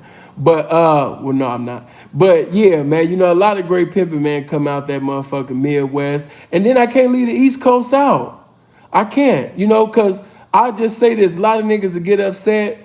But when you think about these films and shit, of course, everybody always gonna talk about Sunset and, how the pimps was doing. And, of course, you'll hear the pimps that started in the 90s glorified because a lot of their fathers and uncles, come from that day. But, you can't leave New York out because you really had to have your shit together according to the pimp that I didn't sit up there and talk to and got laced by. Man, you had to have your shit together coming through New York. That's why a lot of motherfuckers didn't want to sit up there and fuck with New York. Niggas used to come to New York, 5-6 motherfucking deep, man, and leave out by themselves. You know what I'm saying? Because them New York niggas believed in sweating a hoe. So, you know what I mean? You had to have your shit right. And then that's another thing I want to bring up. Another reason why you got to give it to the give props to the New York niggas, not taking nothing away from the Sunset and all of that type of shit. Hey man, but how is it easier to send a bitch out in the sun, with all the palm trees, and all that beautiful setting, or is it more harder, to send the snow in the snow, or to have them black bitches, walking over snow, getting in and out of them cars, 10 and 15 below zero? That show me when that bitch really fucking with you. Cause a lot of them niggas, if they would have had left the sun and the sunshine and all that shit and brought their ass to the East Coast or to the Midwest, man, them bitches would have blew the fuck up. You know what I mean? Some of them bitches was fucking with niggas on condition and shit like that. That's why you don't really hear certain stories with a lot of them talking about some, yeah, I came through Chicago or I came and did my thing, in New York and things like that. No, because it really take a cold ass nigga to really pimp in the cold. And it take a cold hoe to sit up there and still have a bankroll for a pimp in any type of weather. That's when you know you really got a hoe fucking with you. It's cold as fuck outside. and this bitch damn near naked, or she might got a mink on or a jacket, but underneath it, she damn near ain't got nothing on, man, and she getting in and out of the motherfucking cars, man. You know what I mean? So yeah, you can't sit up there and disrespect New York, especially the old New York. You know what I mean? I ain't talking about these new niggas now, because majority of the representation for the pimping now for New York, lame as hell. You know what I mean? Them niggas is weirdos. I want you to, hey, listen, no disrespect, but did you notice that in American Pimp, you seen niggas from all over? But I'm gonna ask you a question without making a statement. What nigga did you see in American Pimp that was from New York? I'ma wait.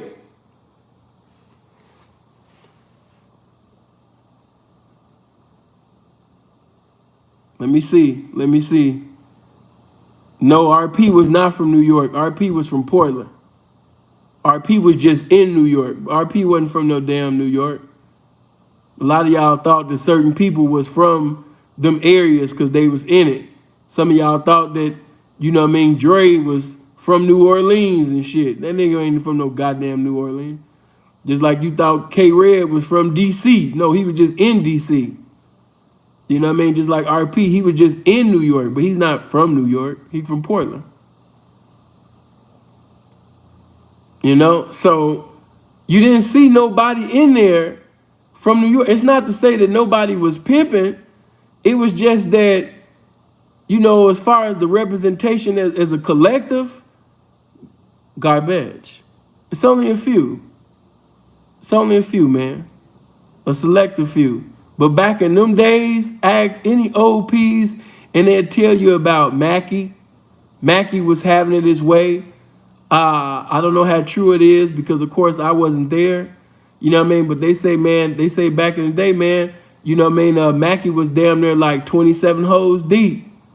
You know what I mean? And another name that you'll hear from a lot of the older P's back in the day, they're going to always tell you about Jap. You know what I mean? Because Jap used to be a motherfucker that used to stay deep too. Jap would have 22, 23 hoes. You know what I mean?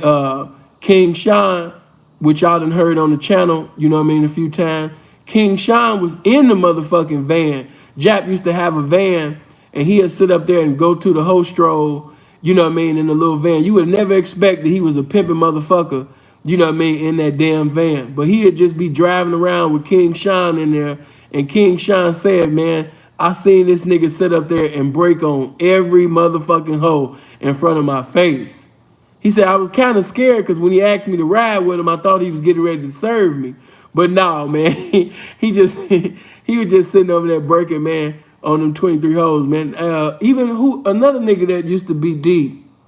Shit, Joe Cato used to be deep too. Yeah, he used to be deep, but see, Joe Cato was known for the snow. You know what I mean? He'd have a black bitch every now and then, but he was known for the snow. Shantae Parker, you know, me and Shantae might, you know, because, you know, I got into it with Bud and shit. So, you know, Shantae says little funny shit every now and then or whatever. But, you know, nobody can take his status away from him. Tay was known for the snow. You know what I mean? He was known for snow. You know, this is what niggas, even Bud. Bud was known for the snow. You know? You can't take the Joe Langford. Yeah, Joe Langford is another legendary pimp, man. You know what I mean? Yeah, so y'all been studying, somebody laced you, or maybe you've been paying attention to Dre. You know what I mean? But yeah, man, a lot of them great pimps, man, y'all naming, you know, Joe Langford, Gene Morgan. You know what I mean? These are people, those are two names that you're gonna always constantly hear, you know, when you listening to Dre. When he lacing you about, you know what I mean, the legendary pimps of old, you know, Renaissance men that were walking museums of the game, you know? Bud was known for ugly snow. I mean, hey, you know, like I said, man, I talk my shit, and of course them niggas are still talking shit. But one thing that you have to understand, when we get into it, or roasting and anything like that, nobody's safe. Especially when it come with me. You know what I mean? Because we're going to all put our pimping on the plumb line and see how it measured up. And the way you think that this shit measure up in your head, after I finish with you, you know what I mean, you might question, you know, your so-called legendary status, especially if you left the game and you started working for the white man because that shit look crazy. You went from presiding over white hoes, and now you got a white boss at a job at a 9 to 5 telling you what to do, and now you talking about my baby be needing Pampers and I gotta go get it. Like, but that's another subject, man. That's another subject. But yeah, man, a lot of great pimping, man, come out of them areas, man. Yeah, for sure. Shout out to the Bay. Shout out, you understand, to the South. Shout out to the Midwest, man. Shout out, to these, man, all them places, man. Yeah. I'm thankful that you even asked that question. But I don't know where pimping originally started, and majority of these niggas don't either. We can only say when certain things happen in certain years. But pimping as we know it today, we can name places that had a lot to do with the contribution of it. You said, what about Cali? I just told you, Oakland, nigga. When people think of pimping, especially in the heyday, they think of Northern Cali. But of course, Sunset became famous. A lot of Hollywood pimps was doing their thing. But you must understand that a lot of niggas that was doing their thing in Hollywood, they not from Hollywood.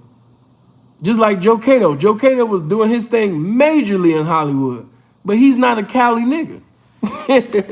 So a lot of them niggas, that was doing them thing in Hollywood, that's not really where they was originally from. You had some that was, Cali born and raised, but some of the ones that was on the elite level and all of that type of shit, they was from other places, man. Let me see. But I appreciate you, man, for calling in, bro. I'm gonna open up this phone line, see if anybody else want to call in. It's Rosebud from LA. Man, appreciate you for giving me that wealth of knowledge, man. Thank you. Great rest of the day, bro. Blessings to you. But no, I forgot where Bud originally from. He from Northern Cali, though. He not from LA. But somebody had mentioned Young Lace and Sauce. You notice I never did a video about that, man. I never looked like, come on, man, we talking about pimping now. You focused on my head. What type of nigga is you, man? We sitting up there talking about this pimping, and you start talking about my head and shit, man. Damn, I'm on your mind like that? Oh, Valley Joe? Yeah, okay, yeah, that makes sense. Yeah, that makes sense. Yeah, man, sitting up there talking about my pimping, man, this pimping, and you starting to choose and shit like, yeah. Seeing head look like, see where your mind go? We talking about legendary shit in the game, and you talking about seeing head. No, you ain't got to delete his comment. No. We ain't gonna do that. Motherfucker can make a joke or disagree with me and shit like that. Let that stay there.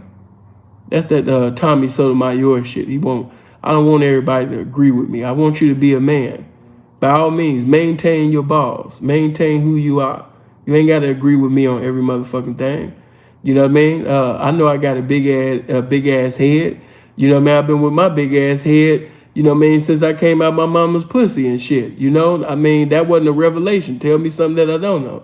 But with that Young Lace in that damn Sauce situation, man, yeah, that situation was lame as hell. That's why I didn't even do no video about it, simply because it was two successful black men going back and forth with each other. And this white bitch was getting all this motherfucking, publicity and all of this type of shit. The spotlight was shining on the bitch, and she ain't even deserve all that. That bitch wasn't even making that type of money. I don't know what her stats look like now, but at that time, man, that bitch stats wasn't up to par. Her money was funny, man. Her change was strange. She ain't had no business sitting over there, man, getting all that damn fame and shit. Everybody posting her, millions of views and all that type of shit. Hell no. Niggas did all of that over this bitch. And then when I found out that the bitch originally came from Sauce, and you made this phone call like you had really knocked this nigga, but in all reality, all you did was get your bitch back? Come on, man. You could have kept that, man.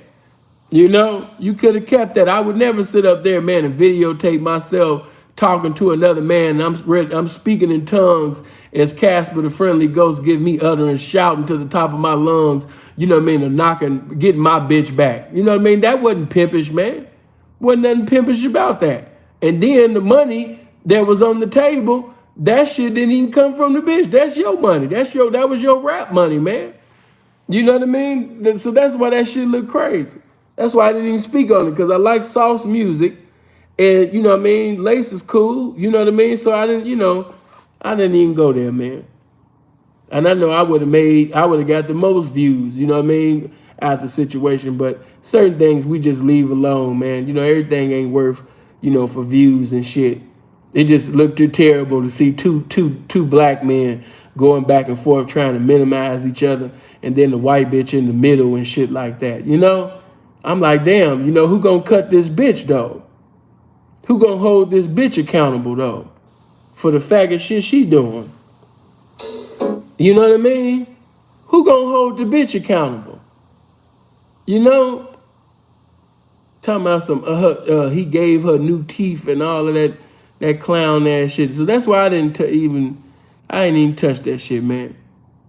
Let me see. Waiting on another call, man. If you want to call in on anything that I said, disagree with me or speak on it. 702-800-9473. Let me see what this 708 talking about. Hello. Hey, Simple, how you doing, man? Terrell from Chicago. Oh, man, blessings to you. Talk to me. Are you still dealing with the history of pimping, or you done passed on that subject? I mean, I'm talking about, of course, the subjects at hand, but, I mean, if that's something that you wanted to speak on, you know what I mean, I ain't going to really, cut you off, even though I want to talk about the things that I talked about earlier. But if you got something to say about the origin of, this pimping, man, I'm going to listen to you. Go ahead and speak. Thanks, man. Around 1900, when the cities, like all around the country, started shutting down all those brothels, pimping kind of like, well, not pimping, but selling pussy kind of took to the streets.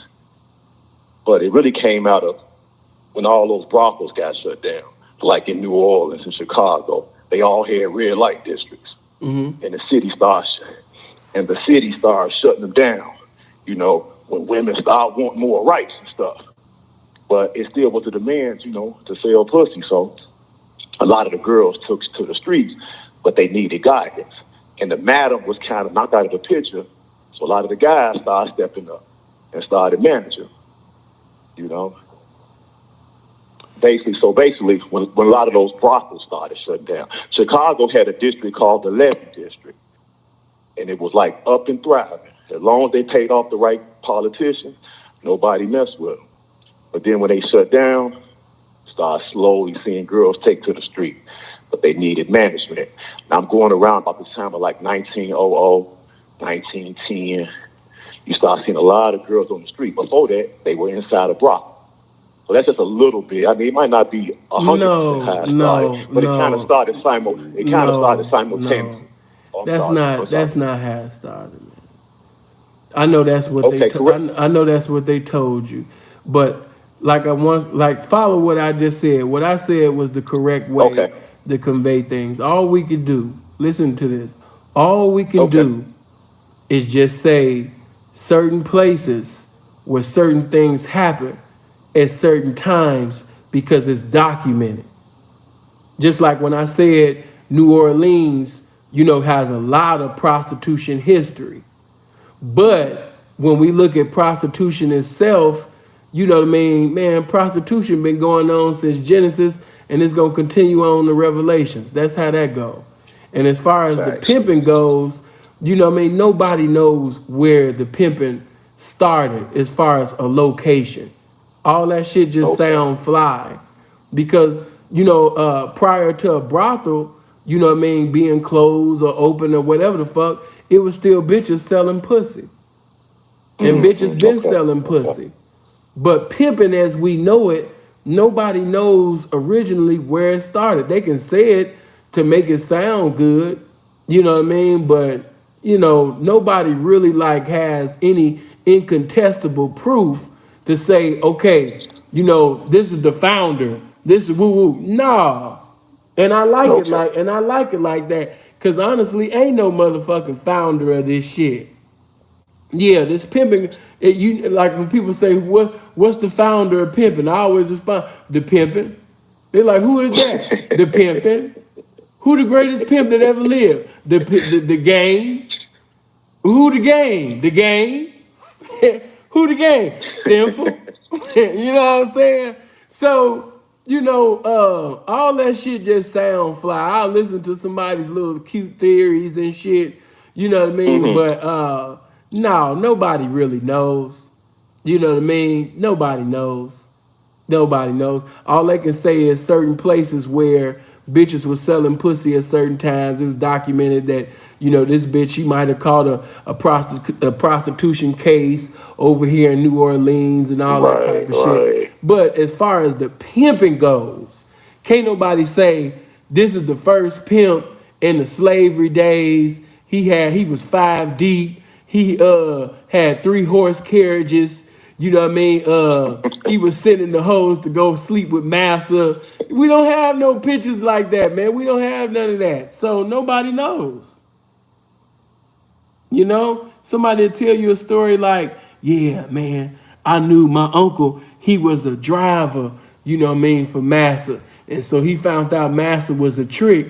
And so he told, Big Booty Michelle, Big Booty Molly, at that time, to go sleep with massa and start bringing stuff back. So really, Smith Joseph, he was the first one, to start in the game. Yeah, Buck Two Sam. Yeah, now Buck Two Sam, he was the first pimp. He found out massa was a trick, and he started sending, every bitch to him to get something. When it first started, man, getting everything. Like, nah, man. I'm talking about pimping as we know it, man. And nah, we don't know where it started. Okay. We don't. All right, man. All right. I'm a first time call, a long time listener. Keep up the good work, man. You got a lot of energy, brother, and I appreciate it. Man, I appreciate you calling in. Thank you. Peace. Yeah, man, pimping started, with Earl Mike, with Michael Earl. Michael Earl started pimping. Man, Michael Earl had 5 horse carriages, them sharp suits. You know what I mean? He was, man, you should have seen him. He was buying property like the white boys. You know what I mean? Michael Earl, man. Yeah, Michael Earl, man. They used to sit up there, man, and say, even the white boys used to admire him. They'd be like, ooh, they go Michael Earl. You know what I mean? Like, I done heard all of them stories and all of that, you know what I mean, man, but nobody really knows. And as far as somebody said, pimping is cool until it's your daughter, hey, man, keep that motherfucking square ass shit to yourself, man. If a motherfucker can't stand, now, what I will tell you is this. A pimp does not desire for any of his children to be in criminality. Okay? A pimp don't want none of his children in criminality. A pimp don't want, well, listen, I speak for myself. I wouldn't want my child repeating my history in nothing. You know what I'm saying? Pertaining to this street. But if my child decided to be in the game, if my daughter did decide to be in the game, hopefully she'll do it the right motherfucking way. I wouldn't want my daughter to be no motherfucking renegade. So, no, man. Appreciate it. Blessings to Boston. If you can pimp on somebody else's sister, somebody mama, and especially when it come to me, nigga, I done had niggas' wives, sisters, all type of motherfucking shit. So I'll be damned if I be a hypocrite and I'm mad and I'm upset because somebody mashing, somebody sitting up there having it their way, doing their thing in the game, you know what I mean, with one of my offsprings. No, man. Is that my desire? Hell no. But if your child desires to do that, are you gonna stop loving your child?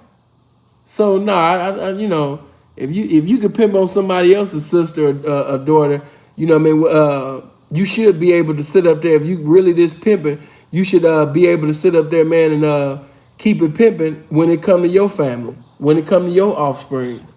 So no, I never agree with that. And if you see any guy crying a river, you know, doing the Justin Timberlake, all because his daughter or sister, you know what I mean, mama for that matter, you know what I mean, wanted to be in the game, you know what I mean, that's on him. You know, he look crazy. But what's going on, man? Talk to me, fella. Hey, man, what's going on, man? It's G. Oh, blessings to you, G. Talk to me.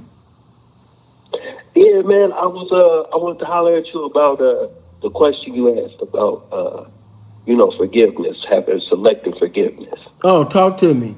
Terrence, I appreciate the 50, man. And salute to Boston. But go ahead, talk to me. I'm listening. Yeah, man, I'm of the opinion that, certain shit you do, you just can't come back from. Like you gave the example of snitching. And I would put rape or playing with kids in the same category. You can't come back from it. Yeah, but that's from the streets. I'm talking about as a square. I ain't talking about street shit. I'm talking about as a square. We know a pedophile. We know a rapist. We know a snitch. You know what I mean? There's no coming back. I'm talking about to a straight civilian, absolute stand up and down square from a square's perspective.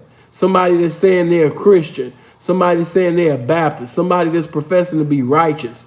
I wanted them to sit up there and tell me, because even from their community, you will see a lot of judgmental, condemnation type of messages. I expect the streets to be that way. That's expected. But I wasn't aiming at the streets. I understand why the streets feel the way that I'm talking about for the folks that's professing to be spiritual or religious or saved.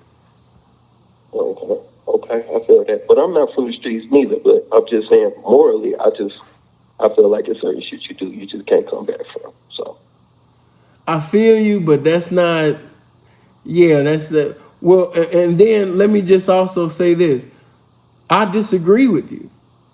If we're just talking, let's put this street shit, okay, if we're just saying,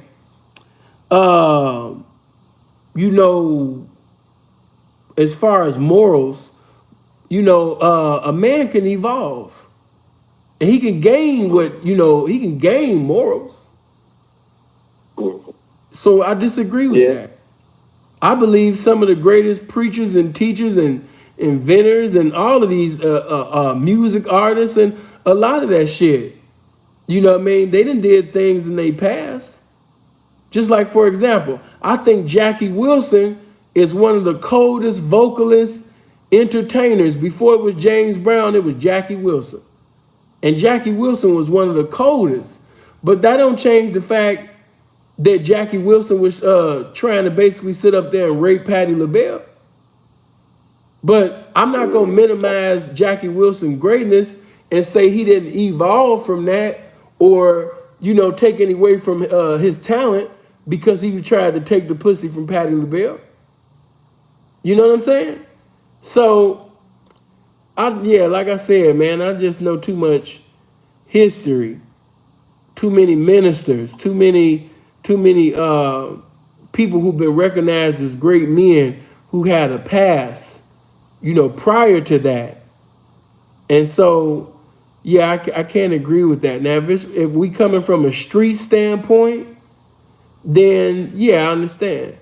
But as far as on the square things, on the other side, no, I can't. If a person saying that they a righteous individual or they possess salvation and they're saying that salvation can't be obtained because of this individual being in a certain activity, then they pretty much minimize the salvation of God by saying that.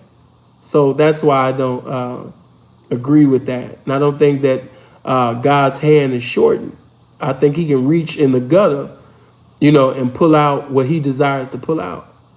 So if it's outside of the streets, I can't agree with that. Now, I understand the streets feeling the way that they feel, and they must feel the way that they feel, because in the streets, you have to conduct yourself a certain way to survive, to keep obtaining and maintaining, but outside of that, I can't agree with it. Okay. I'll let you have that, man. You gave the example. The reason I called it, you gave the example of murder. I said, well, even when somebody kills somebody, there could be circumstances where maybe they took a life to save their own life. You know what I'm saying? So that could be excused. That's something you could look past, understand. But I'm saying to you that God's thoughts is not people's thoughts. So therefore, if the people are endeavoring to be like God, if they're endeavoring to be so-called like Christ, then you need to change your mind and gain the mind of Christ, because that is a carnal mind to be selective with your forgiveness. That is a carnal mind to be selective by being merciful. You know what I mean? God is not like that. He's not going to say, well, you a homosexual, so because, you know what I mean, you was in homosexuality, I'm not going to save you. Because you was a gangbanger and you was a Crip and you done killed Bloods and Crips, I can't save you. Because you raped a woman 15 years ago, I can't save you. Like, no. His thoughts is not our thoughts. That's man's thoughts. And that's why I said man's thoughts don't make no sense, when you really put it in comparison, with the thoughts of God, Like I said, I understand the streets. I understand how the street politics work. But outside of that, for people professing to be spiritual, saying that they're Muslim, saying that they're a Christian, saying that they're a Baptist, saying that they're a Pentecostal, it just don't make sense to me. Because it'd be a lot of so-called religious folks even speaking down on Kenneth Petty. And that I don't understand. Because you don't know if that man evolved from that. And like I said, that was many moons ago. He hasn't been involved in any situation even similar to that after that allegedly took place. So yeah, man, I have a problem with so-called spiritual or religious or even conscious people being judgmental, and they on the other side of things. Now, if you active in the streets, I understand. But outside of that, nah. Because the people that we were taught to look up to and that's classified as icons and legends, if you find out their past, you would see that they did things that were even worse than Kenneth Petty. So that's why I can't agree with that mentality on the other side of things. You understand what I'm saying? Yeah, I hear what you're saying. Yeah. All right, brother. Well, I'll let you have it. You have a good one. All right, brother. Blessings. Yeah, that just how black folks be. But my number is 702-800-9473. If any of you want to debate, if any of you want to disagree with me, cuss me the fuck out, beat me up, pull up, this is, hey, this is the time. Let me see. You said it's different. What do you mean by that?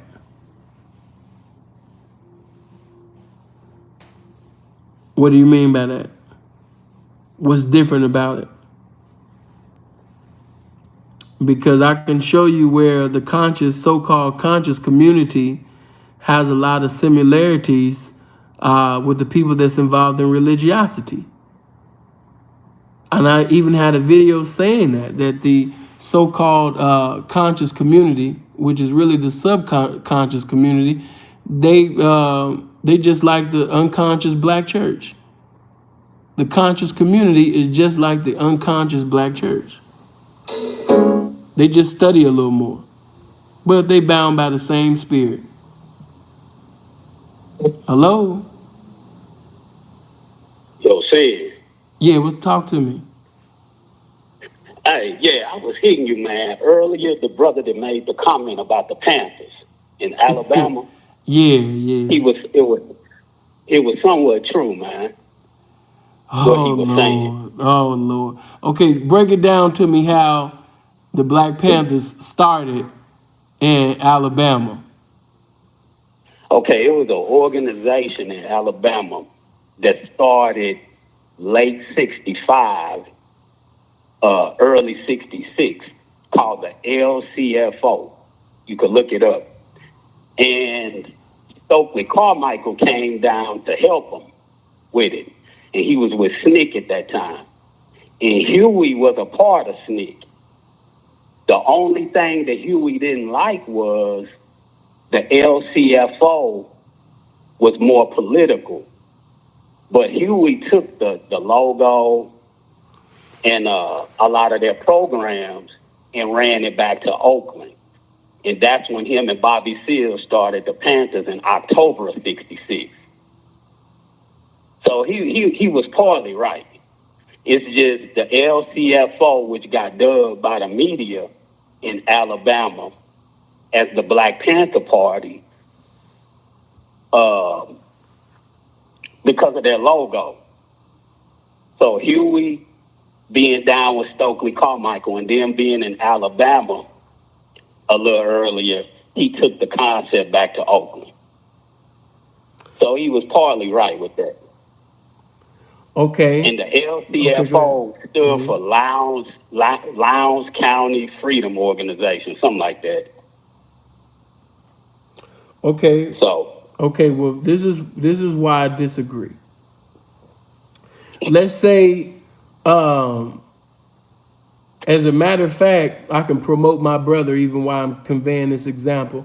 You guys make sure y'all go to Kev Mack channel today because he's speaking to Craig Munson, which is the founder, you know what I mean, of the Avenues. The Avenues is a big part, a big inspiration for why the Crips even got started. All right? All of the Crips, you know what I mean, damn near all of the gangsters, they looked at Craig Munson as an inspiration for what to be. They all admired the physique, you know what I mean, of Craig Munson. They wanted to be like Craig Munson. All right? So watch this.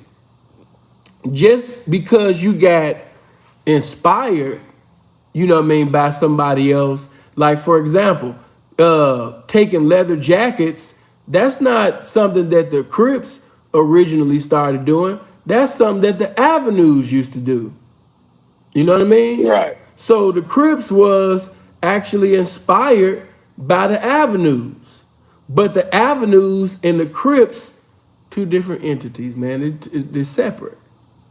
So just because you're inspired by, listen to me, just because you're inspired by somebody or influenced by somebody or was compelled to do something by somebody, what you create from off of that inspiration, it still belongs to you.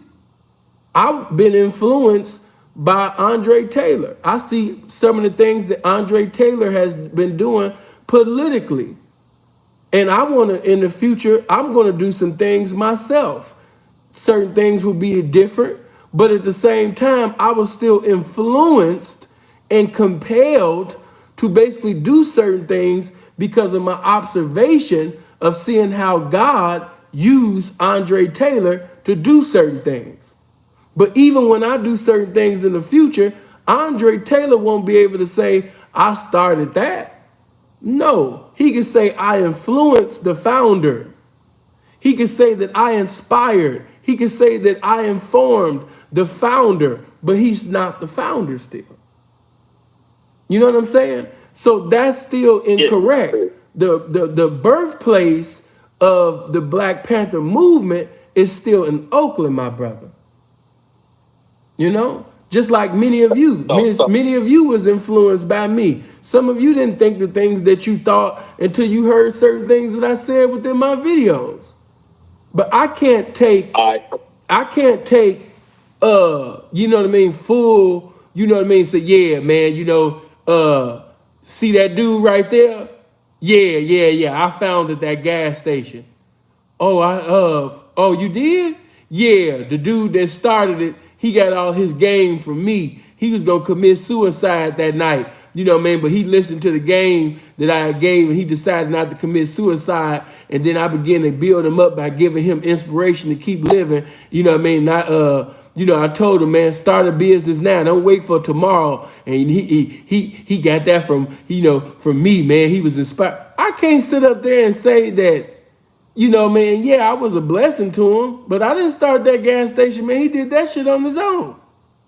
So the Black Panther movement was not started, once again. That's just like, okay, for example, the Nation of Islam, if according to your understanding and your logic, the Nation of Islam can say that they started the Black Panthers.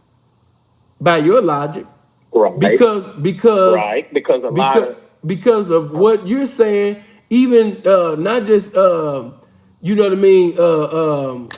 Black Panthers, but even the organization that you named, all of them was influenced by the Honorable Elijah Muhammad. So by that logic, the Nation of Islam could say they started what you talking about in Alabama, and they could say they started the Black Panther movement because the Black Panthers used to call themselves sons of Malcolm. And you can't call yourself a son of Malcolm if you're not the son of the Honorable Elijah Muhammad. By that logic. True. So like I said, man, don't minimize the greatness that come out of Oakland. That was still started in Oakland. Alabama might just have been a blessing. And shout out to Alabama. But it was still founded in Oakland. The founder is a Northern Cali. That's still California. You get what I'm saying to you? Yeah. So you can't. Yeah, so Alabama can't. Nation, so Alabama can't take no ownership for that. Yeah. Hold on. Just like, okay, for example, right? Since you brought it there, I even give y'all another example. Seeing like the talk shit. Right now, Johnny Cash, he has a page on IG with fake followers that he bought with Museum of Game. Museum of Game, y'all already know that's my shit. That's my intellectual property. But he's using Museum of Game because he's influenced by who? Me. Who we get the concept from? Me. The name, me. Who we get the game from? Me. You know what I mean? But, and matter of fact, even the channel that he got on YouTube, who inspired him? Me. Shantae channel. Who inspired Tay? Me.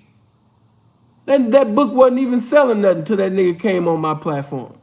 But at the same time, I'm not gonna make no videos every day talking about some, yeah, man, that's my shit. I started this, I did that. No, these are two guys that actually have some knowledge that they can survive on their own.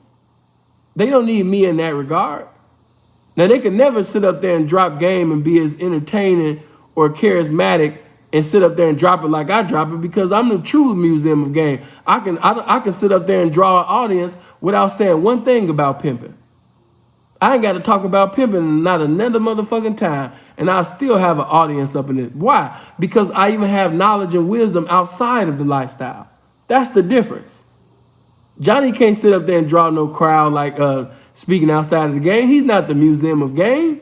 He can't have them type of conversations with him. He ain't read up enough. But it's a cute name though. You know what I mean? So he just taking the name and he making it cute, but he don't have, you understand me, the intelligence to even carry that name. That's not him.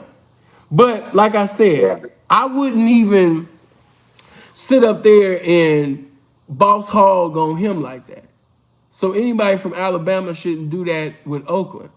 That was started in Oakland, started in the Bay. You know what I mean? Like I said, a lot of great things, with the Black Panther movement, a lot of great things happened in Chicago. But we still have to acknowledge that that's a Bay Area movement. That is a Bay Area movement that was a blessing to the city of Chicago. A lot of children was fed. A lot of children was clothed because of the Black Panther movement. So yeah, shout out to Oakland and shout out to Alabama. Just like when if somebody's like, yeah, man, the Crips was bad. Ain't nothing wrong if somebody say, yeah, man, them Avenues, they was the big homies of the Crips. That's not wrong. Because they were. Craig Munson was the big homie. You know what I mean? Just got to keep it all the way 100. Raymond Washington did see Craig Munson as the big homie. That's accurate. So the Avenues would be their big homie. You know what I mean? I don't know why people, that's that spirit of pride where you can't admit that somebody influenced you. Pride is a motherfucker, but it is what it is, man. It is what it is. Did you have anything else you wanted to say or ask? Nah, that's cool. All right, Sam. Man, I appreciate you for calling in, man. Blessings to you, loved one. Okay. All right, love. Let me see. But please have phone right this time. Oh, man. The I Love God dude is back. I ain't even see him. What, he want to argue? Hey, man, I called Kev Mack.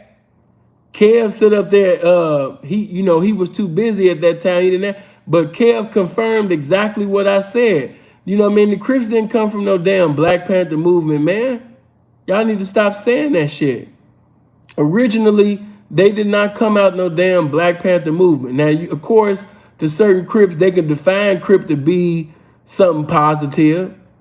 Just like, the GDs, they made it growth and development later on. I mean, you could do it like that. But originally, no, the Crips did not come out no Black Panther movement. They wasn't a branch, off of the, no, stop it.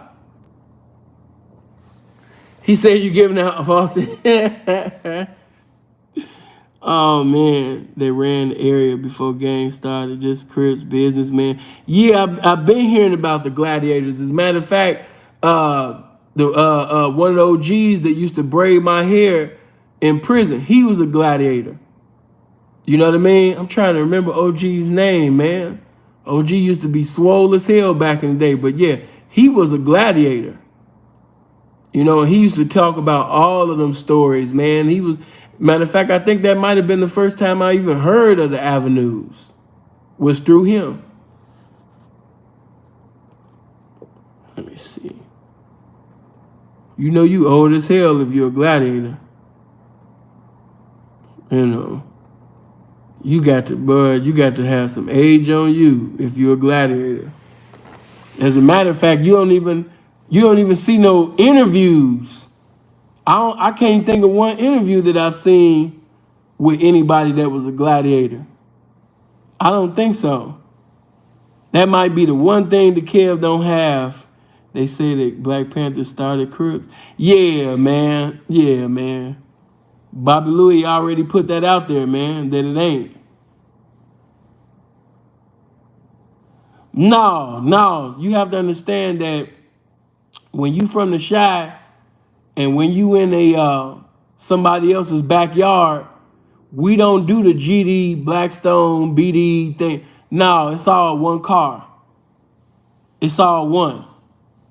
So even if you is a BD or a GD and all that type of shit, you all is one when we in prison. It's just one. Of course, you still know what everybody is, but no, when you in somebody else's backyard, you doing time somewhere else, no, the 5 and the 6 got to come together. So, it wasn't none of that. Hold on. You let an OG grease your scalp? Hell yeah. OG knew how to sit up there and, man, listen, I used to get my hair braided every 2 weeks. That's why my shit was growing like a motherfucker, because I was working out in the sun and I was getting my hair braided every 2 weeks. When you got somebody that know how to braid hair, that's how you do that shit. That's how you grow your hair. By drinking water, eating your fruit, working out in the sun, and getting your hair braided every motherfucking 2 weeks, man. I guarantee you your hair will grow. If your hair do not grow and you doing that, something wrong. Yeah, you can sit up there, man, and allow OG to sit up there and braid your motherfucking hair, nigga. You just can't let no fag braid your hair. We had no communication. That's one thing you will never see from the 5 or the 6, if they all together. You won't see none of them talking to fags. You won't see a real GD, BD, Stone, Vice Lord, Four Corner Hustler sitting in between the legs of a fag talking about, okay, how you want your hair braided this time? Do you want me to give you the Iverson braids? Or do you want the Snoop Dogg? Or do you want the exhibits? Hold on, look at what I said. Or do you want the exhibits? Like, no. You know? How you want your cornrows? Like, no, man. And I told you niggas, I'm not through with that shit. I should. You know what? I might do that for y'all. Because it's time for part 2 to come out. Yeah, I think I'm gonna sit up there and do part 2 at another time, but I'm gonna put part 1 on public of the things that I seen in prison. Cause I just got it on Patreon, but I just might let y'all have that on public. But I remember when niggas used to be fighting on the yard, man, trying to impress a punk. Niggas sitting over there trying to get into a fight. You know what I mean? 2 motherfuckers on the basketball court trying to really get the rebound, fighting over this rebound like Barkley used to fight for rebounds when he was playing with the 76ers because the punk then came outside. True story. Niggas trying to box each other out. They trying to get all in the paint. They want their muscles to show now. He not just grabbing rebounds, he's snatching them and sitting over there grabbing the rebound hard as hell. Cause of punk outside. Man, I got prison stories for days, man. You know, for days. They trying to fight for the rebound like Dennis. No, man. I said it right. Rodman was cool. And Rodman, of course, to me was the greatest rebounder of all time. But, man, no. If you remember Charles in the 76ers days, Barkley stayed getting into fights all the time. That's how them niggas was grabbing boards, bro, when Barkley played for the Sixers. You know? Cuz, don't foul me another time, cuz. Don't foul. He trying to show out now because the punk is outside and he got his shirt tied up and all this. Man, listen, man. That shit was crazy. Niggas trying to sit up there and really show how hard they is. Let me see. There we go. Trying to show how hard they is now because the punk then came on the yard. You know? Crazy, man.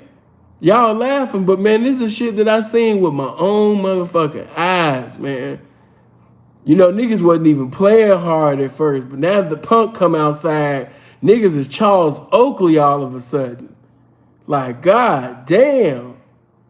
Like, man, you was playing with finesse earlier, but now that the fag come out here and he got his lips all greased up, you just snatching boards now. You like Earl Manigault. You jumping on top of the backboard and shit. You know, just snatching boards. Give me that. Ugh. Like, come on, man. That's that Thighs Campbell activity. Oh, man, y'all keep doing that. I noticed that. Y'all must want me to roast the shit out of dude. But I already know it's coming because he gonna mention my name again. Or he gonna say something stupid about Chicago again. And I'm gonna give him, man, y'all really think I can't, but I can give you something way better than the pedophile hustle and just keeping it funky. Man, trust me. And he ain't the only one. There's a few YouTubers in the future, man. I already got it set up in my mind. Hold on. You know? Hold on, but I gotta sit up there and pull certain things off. But my God, my goodness, when I tell you, when it go down, it's going to go down. And matter of fact, now that I think about it, I was in Sonnet. I was watching Saw yesterday, and as I'm watching Sonnet, Tommy Sotomayor come in the comment section trying to start shit with me, And I'm thinking to myself, like, dude, you do not want these problems. They lied to you and told you that you was funny, dude. Like, you funny to them white people. I told y'all that Tommy is like the Jerry Seinfeld. He's like that Seinfeld dude. You know what I mean? He got them Chris Rock type of jokes. I'm just not into, he say some things that's like make you think from time to time, but on the comedy side, he decent when he want to be, but he never was what y'all tried to make dude to be. He not funny like that. Hell no. That's for black suburban, like people that's, from the suburbs and shit. Man, I ain't trying to hear that shit. Even when he used to try to roast Hassan, when he used to call him poopy pants, I used to think that was like, I don't know, it just wasn't funny to me. It was kind of weird. He calling this man poopy pants. Like, what nigga, even come up with that? Poopy pants. I didn't even like that. But I mean, to each his own, man. To each his own. He for real, he used to call that nigga poopy pants. That was the name that Tommy gave Hassan. And I used to be like, I ain't calling no man poopy pants. I don't like how that sound. Let me see. Hold on. Yeah, but he did the right thing by taking that video down, because if he wanted to go back and forth with me, he's more than welcome. And I know y'all gonna be upset with this, what I'm about to say, because I know, it is what it is. But, and I'm gonna give some good game to him too. Y'all tell him I said it if he not already listening. Get my likes up. Everybody hit the like button. Subscribe to the channel. But look, let me say this. Hey man, I told y'all that Kwame Brown, was not who y'all. It really puzzled me when y'all named the top 10 roasters on YouTube of all time. And when I seen Kwame Brown on the list, I was like, what the fuck? Kwame not funny, man. Kwame barely got any content, man. That's why the channel dying. You know what I mean? He need new content, man. He should have never listened. That's why it's good to have a pimp as your friend. Because I would have told him, don't even acknowledge Hassan. Don't even acknowledge Hassan. You going live, you doing your thing. Don't even acknowledge Hassan. That's not your lane. Because he's not a roaster. So, I would have never told him to keep going back and forth with Hassan. That killed the channel. Going back and forth with this gay dude on your channel. Then you brought him on your platform and you letting this gay dude just talk crazy. You letting it, you know what I'm saying? Like, I'm gonna just keep it so 100 with you. Like, somebody like Hassan, you don't let Hassan talk to you crazy. You don't let this big ass fool with this motherfucking Wonder Years shirt with these blow up arms talk to you crazy. Nigga, what's wrong with you? Like, bitch, you gonna stay in your motherfucking place. Nigga, you done had a whole dick in your mouth. I'd be damned, nigga, if I allowed you to talk crazy to me when your breath smell like fresh dick. Your breath smell like you just got through sucking dick. Nigga, how dare you talk tough? You got bodies and you done killed this when you done had a man's balls jiggling all in your throat. Man, knock that shit off, man. Bambada's motherfucking pubic hair has been between your teeth, dude. Don't you ever talk tough to me. I would have wrote, man, if that nigga even tried to get loud or any of that, man, they'd end up taking me off the call. I can't even stand to see this dude even like talking like he hard. Like, what? But I understand Kwame a square, but ain't no real nigga about to allow Hassan. And then that's another thing. This nigga 5'5" with shoes on. Like, seriously? Seriously. This nigga like 5'5", bro, with shoes on. 5'7" at best. You know what I mean? And he just talking reckless. Like, dude, I can't take nobody serious. I don't care if you kill 8 people. Once I learned that a dick has been inside your mouth, you allow somebody to put their dick in your mouth, they sweaty ass balls in your mouth. You allowed another man to thigh you. You allowed nut to ooze out of another man's penis and touch your thighs, and he's still living. I don't want to hear no gangster stories from you, man. I don't care who you kill until you kill that nigga that killed your booty hole, that sit up there and stuck his dick in your snot box. You understand me? And turned your booty off. Until you do that, I ain't trying to, man. I don't want to hear no gangster stories from you. That man's put his dick in your snot box. You understand me? He turned your booty off. You know what I mean? Get it together, son. You know? And see, like I said, he gonna keep on, and one of these days, if Hassan keeps saying my name, you know what I mean? Because if you put my name in, you'll go down. He spoke my name a few weeks ago. But if he sit up there and keep playing like he want that smoke, I'm going to go live one day and I'm going to expose all of the songs that him and Bambaataa wrote to each other. Because a lot of y'all don't even know that Bam was a ghostwriter and Hassan was a ghostwriter. Y'all don't even know. Y'all don't even, for real, y'all don't even know the songs that Hassan wrote for Bam and Bam wrote to Hassan. Some of the greatest love songs that y'all into, you didn't even know that Bam wrote that shit. You didn't even know that Hassan wrote that shit. You know what I mean? Keep playing, man. I expose some now. Keep me.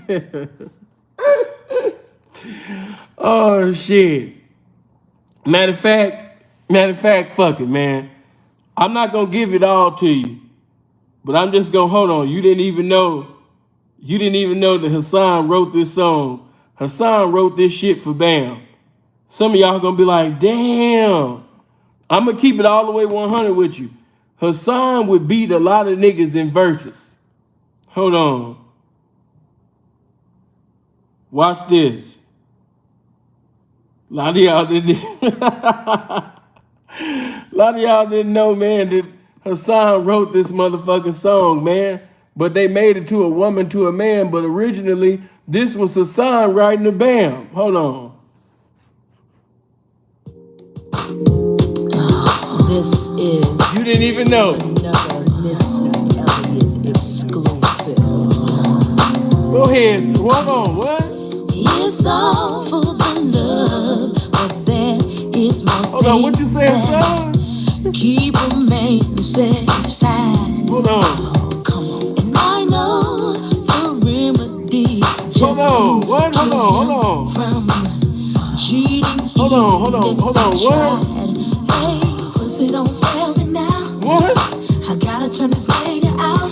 So I don't want nobody else. But me and only me. Hey, man, when I found out, nigga, that you wrote Pussy Don't Fail Me Now, I was like, man, listen, man. You know what I mean? I felt like Eddie Murphy, man. You go too far with the comedy, man. You know what I mean? See, you thought Missy wrote that shit.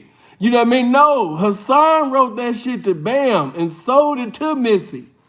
You know what I mean? That's when all the his royalty checks just came in. That's why he been able to buy some jewelry. But nah, man, I'm just... Oh, shit. Y'all niggas must be from New York. It's something that's getting their feelings, man. I'm just talking shit, man. It's obvious to see that I'm talking shit, man. You know, I understand that that's your favorite YouTuber, man. You like to see your dude in big hats and talking crazy, but I'm just one of the few niggas that, you know, Hassan don't want it with. In person, on YouTube, none of that shit. You know? When you see a lot of niggas talking about Hassan, they really be using my talking points, my jokes, all my shit. I'm the reason why they call that nigga Hassan Campbell and thighs and all that shit. All that shit come from me. Hold on. And I really could keep going, man. Because, you know what I mean? Matter of fact, hold on, man. Just to piss you New York niggas off, man. Because I could just see, man, I thought niggas, man, he cloud chasing, man. He cloud chasing, man. He ain't right there. Hassan ain't right that, man. Hassan ain't right that. All right, man. I'm gonna expose another motherfucking song that you didn't know, you know what I mean, that Hassan wrote. A lot of y'all didn't know. You know what I mean? That Hassan sat up there and wrote this. Hold on, give me 1 second. Since you want to play with me. Talking about some, man, he didn't do that, man. I understand that a lot of y'all pissed off because of the things that I said. And it ain't that I got anything against New York either, because I don't. I just, certain things shouldn't be worshipped. Certain people shouldn't be worshipped. Y'all gonna have to fix y'all culture, man. See, but this is when I knew, man, that, this nigga, this nigga gay as hell, man. This motherfucker shouldn't be, this nigga, man. But when I found out, you understand me, that Hassan sat up there, man, and wrote this, come on. I taste just like candy. Candy. Oh, shit. Why am I this stupid?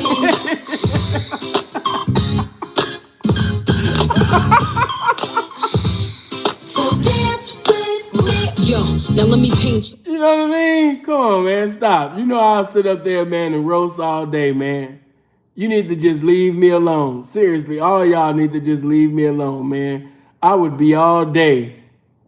And see, this is the way Bam, I just shared one song. I shared one of the songs that Bam wrote, to him. Because this is how Bam felt. See, Bam never felt the way that he felt. You know what I mean? Bam felt like this. Come on, Bam. Come on, Bam. Bam just wanted his friend back, man. You trying to get views off YouTube and shit. Bam just wanted his friend back, man. Come on, Bam. Come on, hold on. What you say, Bam?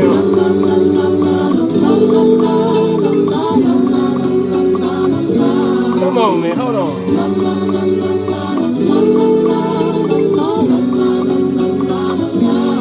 What you say, Bam? Never thought that we would ever be more than friends. Now I'm all confused, cause for you I had deeper feelings. We both thought it was cool to cross the line. Oh, shit. And I was convinced it would be alright. Now things are strange, nothing's the same. And really I just want my friend back. He just want his friend back, man. He didn't want all of that. You sitting up there going live, man, trying to get famous off of him, man, telling everybody his business and all of that, man. Like, man, Bam, like, man, I just want my friend back, man. You know what I'm saying? Like, I just want my friend back, man. I ain't here for all of that, man. See, Bam, he not with all of that shit Hassan on, man. He just want his friend back, man. That's all. That's all. Bam not with all of that type of shit. Now, hold on. Matter of fact, yeah, I should go there. Hold on.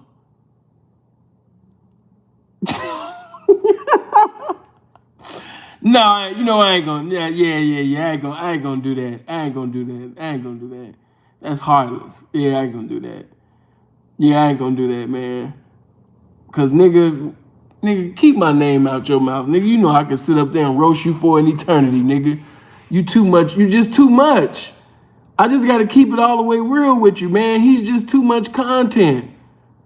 Like Hassan, every day he just new content. You just look at him, man. You know what I mean? He's just too much inspiration to roast. So now, man, hold on. Yeah, let me get off that, man. Cause where I was about to go, yeah, that ain't right. That ain't cool. Okay, hold on, let me put this right here. Yeah, too much, man. I don't want to sit up there and do too much, man. Go ahead and do that. Look at y'all. See, you trying to turn this into a roast video. No, man. I'll save that for, another time. Because that shit was the spirit of roasting and took. Yeah, I don't want the spirit of roasting to take over, man. Seeing you battling later on. I don't know. I'm supposed to be battling my brother Gilbert, man, tomorrow. He supposed to be trying to battle me with the gospel music and things like that. So I'm going to come back at I'm definitely going to be live at 2 o'clock EST time because he just keep calling me out, man. He just keep calling me.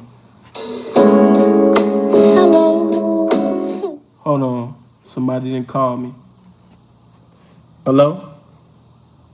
Yeah, Sam, what's going on, man? What's going on with it? Talk to me. Yeah, man. I just had a question for you, man. Go ahead. What, if you were to say the top 3 pimps that you kind of respect the most or looked up to, who would they be? Damn, that's a hard one, but I definitely got my answers, man. Me, myself, and I. Yeah, me, myself, and I. Yeah, I like the, yeah. It was kind of hard to think of it, but when I think about them 3 dudes and how they influenced me, man, like real talk, man. You know what I mean? I gotta give a shout out to me, myself, and I, man. Like 3 of the coldest niggas that I've ever known. Seriously. Shout out to them niggas, man.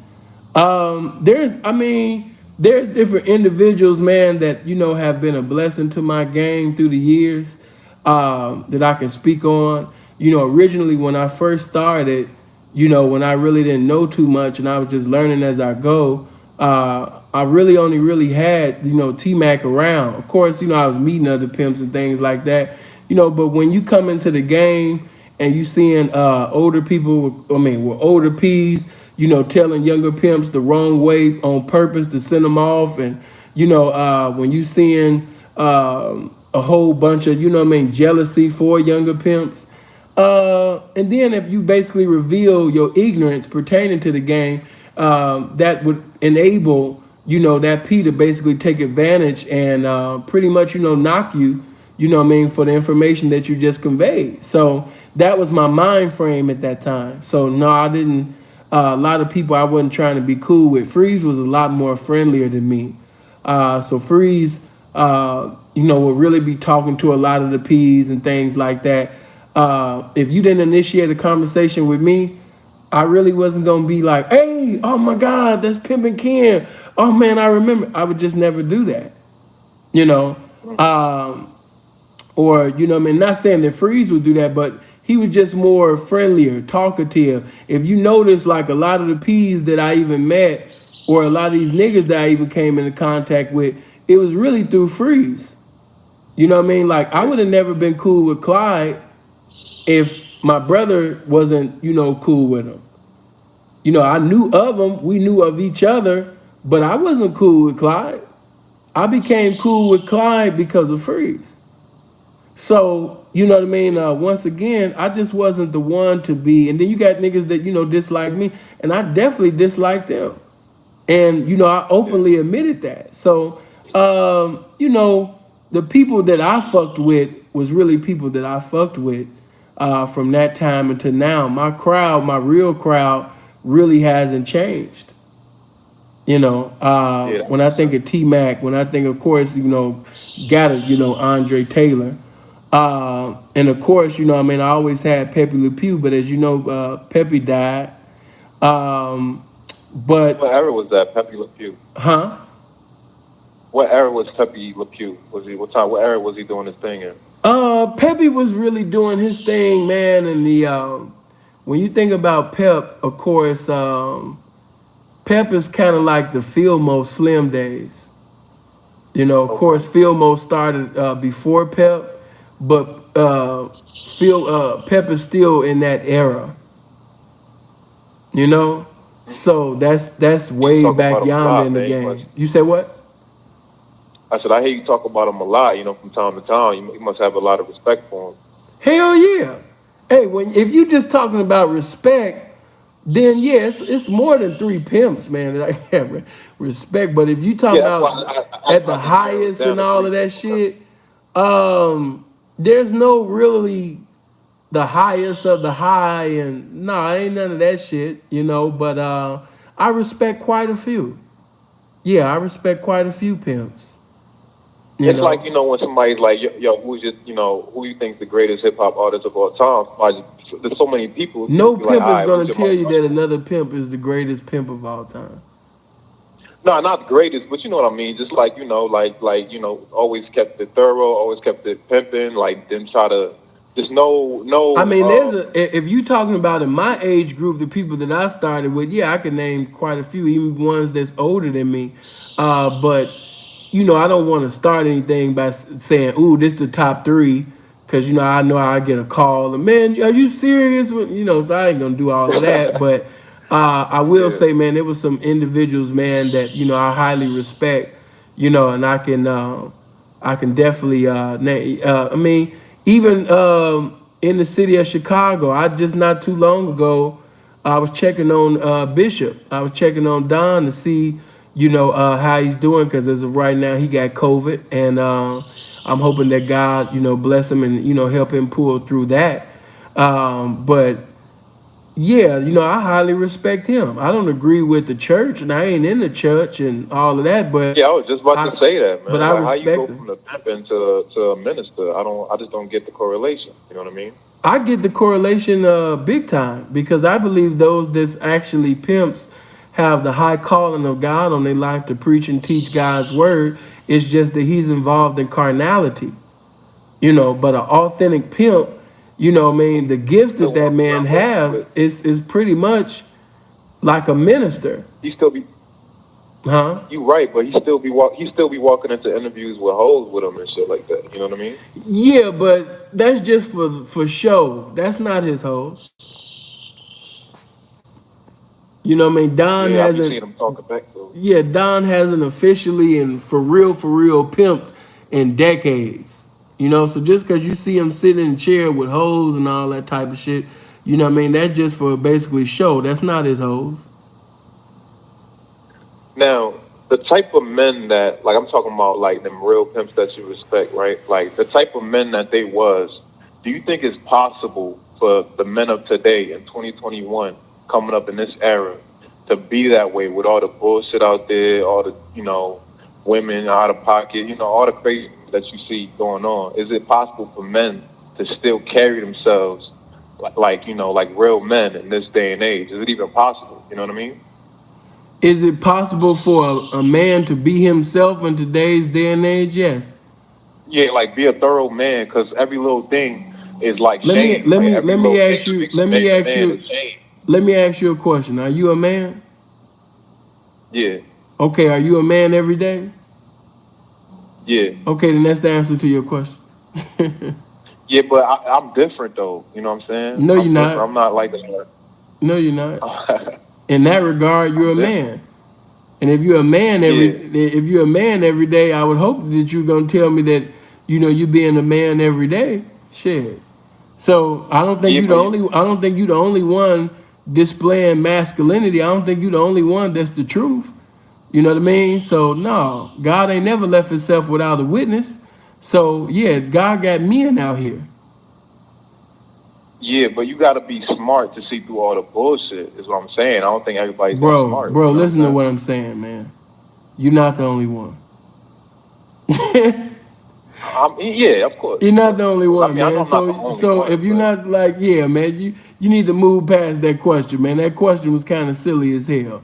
Because if you a man and you being a man every day, then why would you say, is it possible? Like, damn, is it possible for you to keep being a man? Then yeah, that's your answer. All right. But now, one last question, man. Yeah. With the Wack 100 situation, you know what I'm saying? Like, he dissed a lot of people, man. He dissed Jim Jones. He dissed 21 Savage. You know what I'm saying? All the niggas that he dissed is soft though. 21 ain't soft though. He is soft. Why he ain't soft? You believe that? Why he not soft? You believe 21 soft? Man, yeah. Wack pulled it with everybody that he could pull it with. He's not pulling that. He hasn't pulled anything with no real gangsters. So you really don't think 21 a real gangster? Hell no. Oh shit. Damn. Wack is doing that shit with niggas that he knows that's soft. Jim Jones, soft. 21 Savage, soft. What's that other little dude that look gay and saying that Wack can't come back to New York? What's that gay dude looking dude? Oh yeah, Billy Otto. Billy Otto, another soft ass nigga. All these niggas are soft. Yo, I do be thinking that when I see him. I'm like, yo, this dude seems so man. off That like, that nigga, what they be saying in the gay community? What is that shit? He's what they would consider to be damn, I forgot the name of that shit. But this dude is gay. He just too sassy for me, man. He's sassy to me, man. Like I don't even like listening to that dude. And as far as the what's that dude named Trav? Yeah, Trav, yeah. Yeah, Trav soft as hell too. I don't know why he be doing all that hollering on the phone, man. See, people have to understand that just because you a shooter, just because you shoot a gun, that don't mean that motherfuckers gonna be like, oh man, woo. You know what I mean? Like, of course, if they ain't got that thing on them and they see you, yeah, of course. But just you by yourself without a gun, no, man. Everybody know you a bitch with a gun. Like, that nigga's not hard. Like I said, Wack is pulling it with niggas that's not hard. He's pulling it with niggas that he know he can pull it with. And you don't have to be a gangster to stand up for yourself. You could be a man, which is higher than all that gangster, pimp this or whatever. Just being a motherfucking man. Because if you a man of principle, that means that you willing to die for the shit that you believe in. And you're not gonna let no little ass nigga like Wack. And I seen Wack fight. Wack's fighting skills was not impressive. Not the way that he be talking. Wack is out of shape. When he was fighting them two white guys, he was swinging all out of shape and shit like that. And then you see how shorty, man, that's not no nigga that you fearing like that. Stop it. I mean, he dropped niggas with one blow though. Okay, what nigga has he dropped? You only seen him fight white guys. What nigga has Wack ever fought? I mean, if we talking niggas, I can't say nothing. Cause I know some niggas from his hood that want to catch the fade, and he hasn't called the fade with them yet. So, you know, Wack know who to pull that shit with, man. Wack know what he doing. He's a marketing genius. He figured it out. You know what I'm saying? He know what to do, and he's doing a very good job. He know these niggas is bitches. Wack done been around enough bitch ass niggas in the industry to know that these niggas is homosexual, that they pussy, that they need real street niggas to protect them. You know what I mean? He knows this. That's why he pulling it. He got game in his pocket. So, you know what I mean? He know how to pull it, you know, with others. He trying to find his next bitch.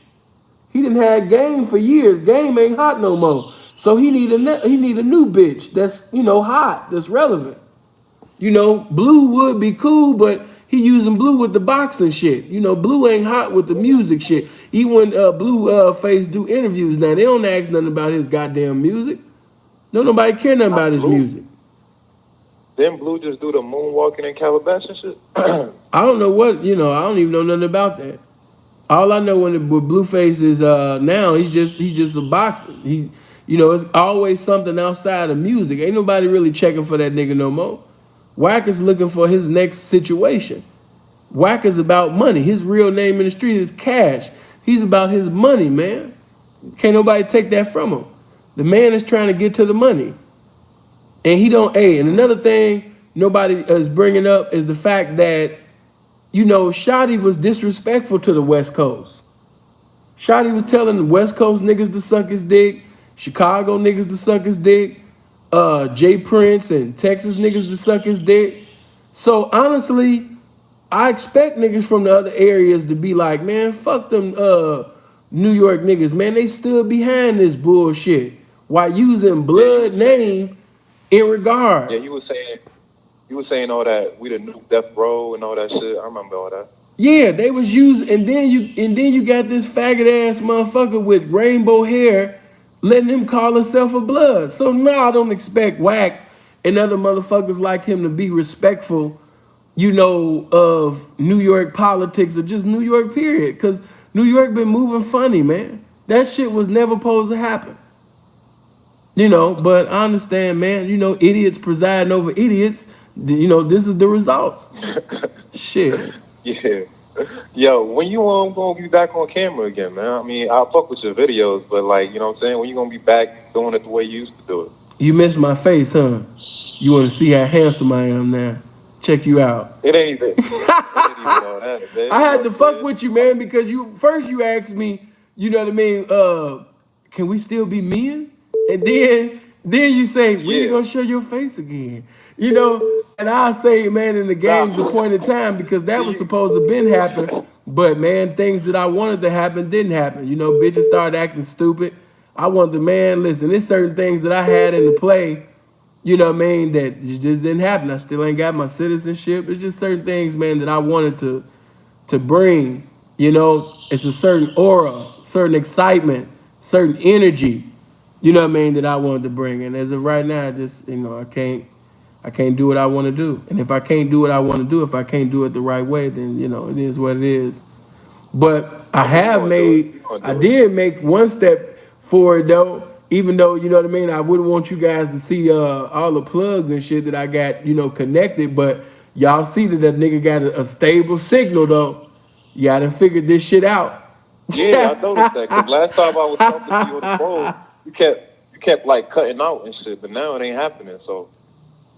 Yeah, I'm talking to you on the highway. Yeah, but I'm gonna get this situation. But when you finally do see me, now you're not gonna see wires and plugs and shit every fucking where.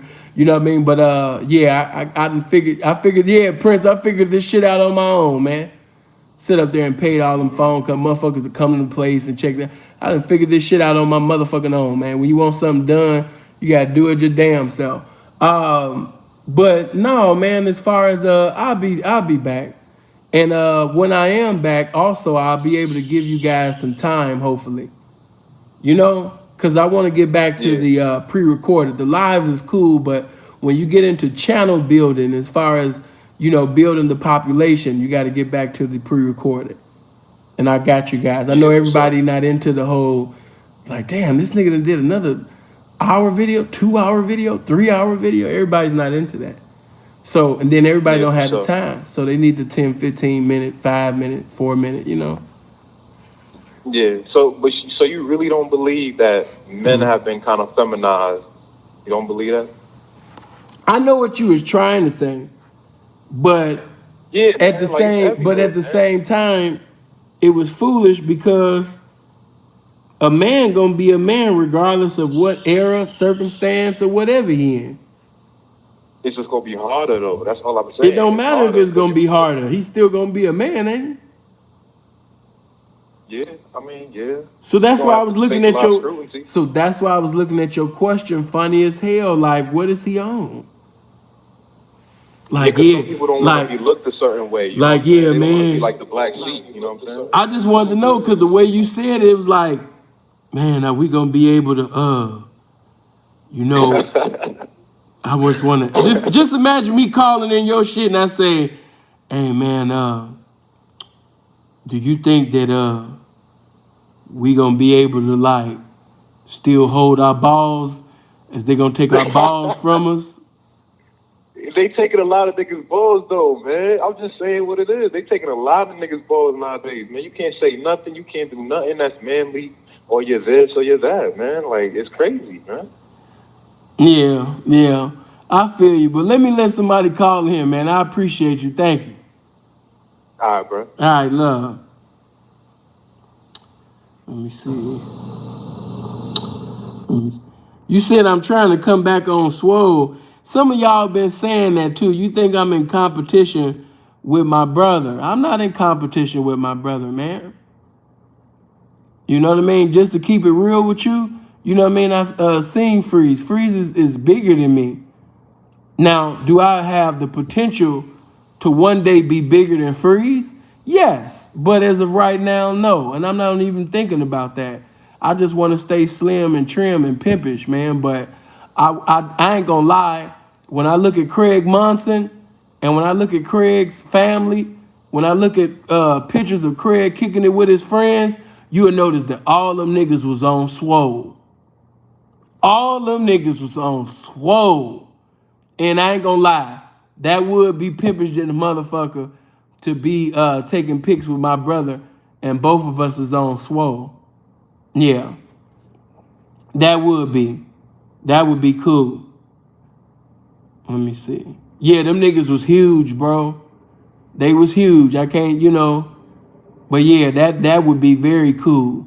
Especially if Freeze get his passport and we hit different countries together and fall in the gym, you know what I mean, work out on live while dropping game. Yeah, that's cool. You know, but yeah, man, them Craig Monson pictures, man, just go to Instagram. You will get inspired. Hello? Hey, what's up, baby? What's going on with it, man? Talk to me. Ain't nothing, man. Hey, look here, just real quick. I just want to holler at you, damn. Man, I used to stay up there in Mississauga, man. I'm from South Carolina, though, but I used to stay up there in Mississauga, right off of Bernarthorpe, man.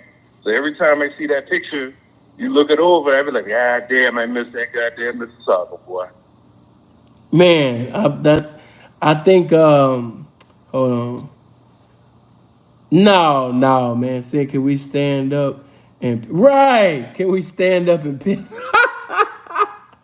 You stupid. Hold on, let me get back to this call. You done saying, can we hold our balls? Saying, you think we'll still be able to wear drawers in 2020? Like what? But did you want to speak on any topics, or anything, or say something? Or? No, man, I ain't had nothing much to say, but yeah, man, you don't ever think you're gonna come back to the States? You ain't got bored of that thing yet up there?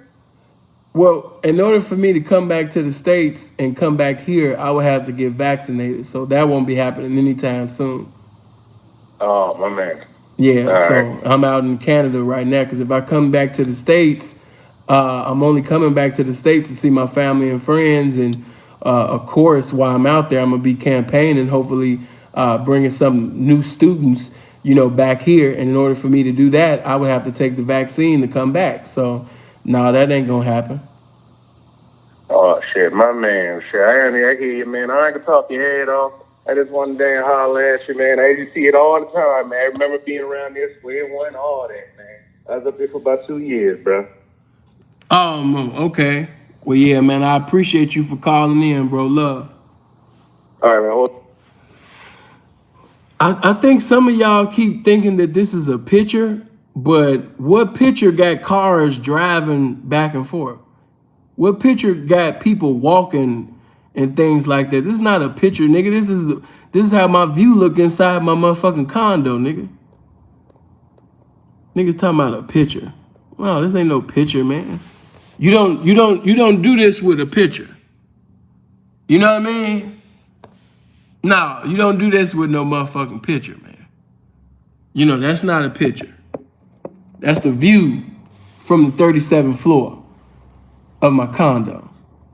Yeah. You know what I mean? Yeah.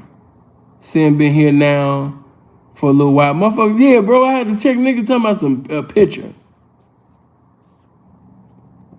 Hollywood as an editor. Yeah, I had to get that, bro. Hold on. You understand? Peace and blessings. Okay, Tony Davis up in here. That's my boy. Shouts out to Tony. Boy says 20 floors up is boring. No, see, I just love being up. If you ever had, put it like this, if you've ever been this high and at nighttime and you laying in the bed and you could just see the city, oh man, it's a beautiful feeling, man. It's a beautiful feeling. Seriously. It really is. You know? Let me see. Top of the game, P. What's up? And then that's another thing. I'm gonna let y'all in on that too. I have to get back into, when I come back to y'all, I'm coming back to y'all the way I was. I'm coming back to you suited and booted. But nigga, I done sit up there, you know what I mean, and lost so much weight. I don't have no suits. I got some slacks and some dress shirts, but I don't have no suits. So that's why I was telling Freeze, you know what I mean, and another one of my partners, man, next time they go to California, they might have to send me some shit. You know what I mean? I don't have any of that. Sin be outside, man, wearing motherfucking Jordans and some more shit. Nigga, I still got some dress shoes and shit like that. But yeah, when I come back, I gotta come back clean as a motherfucker. You know? But I ain't gonna lie to you, I done got so used to sitting over there, you know what I mean, looking like I'm about to go to somebody's basketball court instead of sitting over there getting in somebody's face, you know what I mean, about this pimping. Hold on, I remember the caller. I didn't even catch the comment. But all right, man, if y'all ain't got no more questions and statement, I'm about to go. Oh, yeah. When can I see you again? Hell no. Yeah, just the way it was just, I don't know, he caught me off guard. At first he asked me, can we be men? And then he was like, yeah, so when we gonna see you again, man? When you gonna put your face out there, man? You know, I miss seeing you. I was like, I don't know, it just made me feel kind of uneasy. I was like, where's this coming from? First you asked me, can we be men? And then you just slide in like, yeah, man, you know, we haven't seen you, man. I ain't seen you in a while, man. You know what I mean? I just miss seeing you, man. You know what I mean? I really miss seeing you, P, man. You know what I mean? You know, when you coming back like you used to, you know what I'm saying? Like, nigga, don't be talking to me like Cody from Dead Presidents, nigga. Like you got the sucker in your mouth. What's up, baby girl? Hey, Cody. Here, I just got, you know what I mean? This is a little something for Sarah. Cody, I told you, you know, don't be spoiling the baby. Somebody got to do it. Like, nigga, don't be doing that with me, nigga. What's wrong with you? Right, trying to razzle dazzle a nigga, bro. Can we be men? Man, that question was like, what? Can we be men? What else the fuck we gonna be? If we can't be men, bro, what else we gonna be? Please let me know, bro. What else we gonna be if we can't be men? That nigga killed me with that. You know what I mean? Can we be men? I was like, where is this going? I'm gonna answer this question, but where is this going? What else do you want us to be? You know? Yeah, man, but I appreciate you guys, man. Thank you for kicking it with me. You know what I mean? A nigga hungry right about now, and yeah, man, I definitely know what I want to. Get that salmon sandwich, man. It's been on my mind. But I love you guys, man. Hopefully you'll get them likes up. Hopefully you'll share the video. And if I got some more time later tonight, you know, I'll come back, man, talk some shit about something else, you know? Yeah, for sure I'm coming back tomorrow. If I don't come back tonight, I'm coming back tomorrow, 2 o'clock EST time, because my brother was talking too much shit. Can men go their own way? Nigga, you stupid. You know what I mean? You know I'm not going my own way. Nigga, that sounded gay as hell when I heard it. Men going their own way. Hell no, I ain't going my own way. That shit sounded dumb. Men going their own way. Niggas making videos talking about imagine the world without women. Men, we can survive without women. No, the fuck we can't. Yeah, I didn't like the way that shit sound. I ain't even like the way that shit even. See, you gotta see how the devil be moving. I see what you niggas be doing. You know, then niggas see, homosexuals got their way. That's their game right there. Talking about we gotta protect sin at all costs. No, you don't. No, you don't.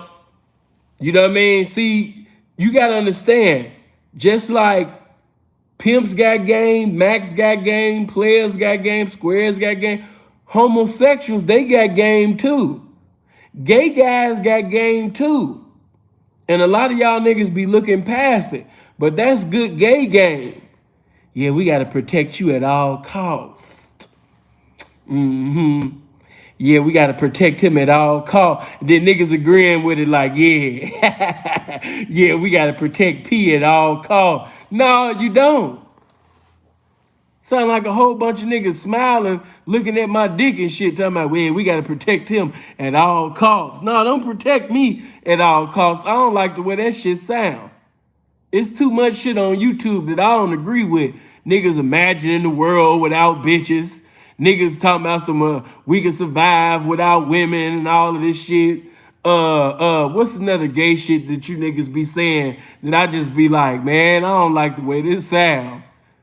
Because a straight man don't even think like that. I'm not imagining the world without a bitch. The fuck? Man, listen, if I woke up in a world and it wasn't no women, I promise you I'm not coming outside. I promise you. If I found out that this world had no more women in it, I'm gonna be scared. I'm not coming outside. I'm scared. Let it be a whole bunch of niggas outside talking about, seeing when you coming out. We gotta protect you at all costs. Like, nah, I'm good, my nigga. I'ma just stay in. Man, come on out here, man. We having fun. Ain't no more bitches in the world. Like, man, please. If I wake up in a world where there's no bitches, that'll be the first time we're seeing start having suicidal thoughts. I've never had a suicidal thought in my life, but if I ever woke up in the world and there was no bitches, and it was just you ugly ass niggas on earth, you know what I mean? Man, you talking about the spirit of depression. You know what I mean? I'm gonna have the spirit of depression, man. Want to be here with you niggas. I'm cordial with y'all, but I don't like you niggas, man. I want your bitch. But anyway, man, I love y'all, man. You know what I mean? Hope you live as long as you want, never want as long as you live. Make sure you hit that like button before we go. Click on the subscribe button. Make sure you click on the bell. Leave a comment in the comment section. All love, man. 1.